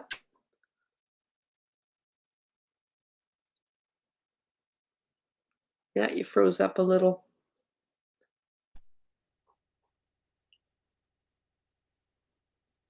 Blasto is a little red, looks like a Zoa because it's a small head. I think it's a small head Blasto. I'm not sure, but it's a little frag. It's got one main head and 3 little pups growing out the side of it. Nice. So, well, it'll go in the big tank eventually, with pretty much most of everything else that's in here. The bright orange Discosomas, Rickodia Humas, the Floridas are already in there. I've got a Superman Rhodactis in the middle of the tank down in the bottom of the rocks. I thought I didn't have any left like 6 months ago, and all of a sudden they pop up from nowhere, same as the Ricodias. I thought they were all gone, and they started growing out of seemingly nowhere. Yeah, it's funny, eh? Sometimes they let go and they drift, and then you find them in the most weird places. Closer I get to it, the less chance I've got of the Wi-Fi pack picking up. Look at that elegance. It's just like That's a trachyphylian. Oh, is it? I thought it had It's tentacles. huge. No, I see. Oh man. It's I the love it. aura that's making it look like it has tentacles. That thing is glowing. Wow. Very nice.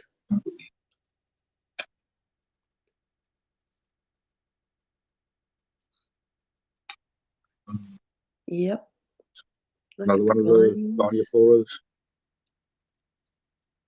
the Zoas, Rastas, pink zippers or something. Red people eaters.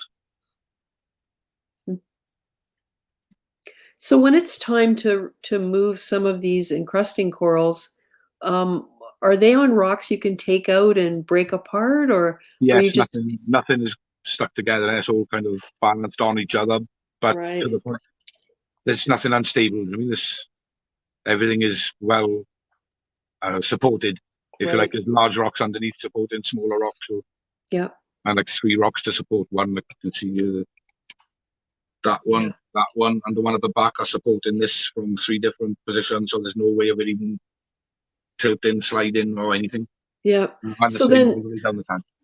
like, let's say you wanted to take the it looks like it's a Montipora digi on the left side there. That rock has like 3 different corals on it.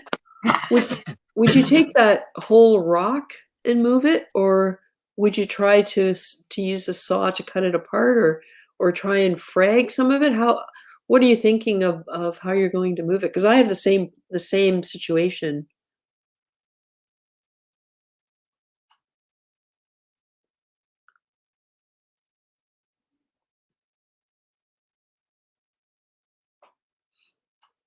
Oh, I don't know if we lost you. You froze just as you were going through the door.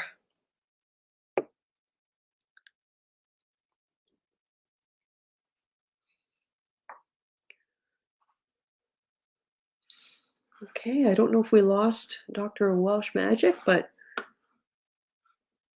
while we wait, see if he come. Oh, yeah, we lost him. Okay. Well, didn't get to say goodbye, but it is just about 4 o'clock. So we've been going for 3 hours, and like we were talking about at the beginning, a couple of hours is good. 3 hours is about perfect, and I think I'll call it. I want to say thank you to everybody who participated today, the chat, and also um, Reefing with Alex G's Aquariums, and Amro Azol TV, Doctor of Welsh Magic, and Insane Reefer. I hope I remembered everybody. And if you're watching the replay and you're still here, thanks so much for hanging in there. Next week's live stream will be on a Saturday. This week I did not put out a reminder video, and partly because I didn't have time, and partly because I was trying to experiment to see whether enough people would find the stream. And we were up to about 35 people at the max, so as far as I noticed. So that's pretty good. I think people found the stream who were interested and joined in. So that's cool. So next Saturday, we will be having another live stream. I will put a post on my community tab on YouTube. And this time I will put a post on Instagram to remind everybody if you're over there. So a couple more comments here. Oh, Doctor of Welsh Magic. I was worried about signal and my battery died. Cool. Okay, so thanks, Welshie. Appreciate the time. And anybody who spends time on the streams, we all get so much from each other. And I think it's great. I absolutely love it. So on that note, we will see you next Saturday. And if I have news on my tank, you'll probably be the first to know. All right. Stay safe, everybody. Have a good week.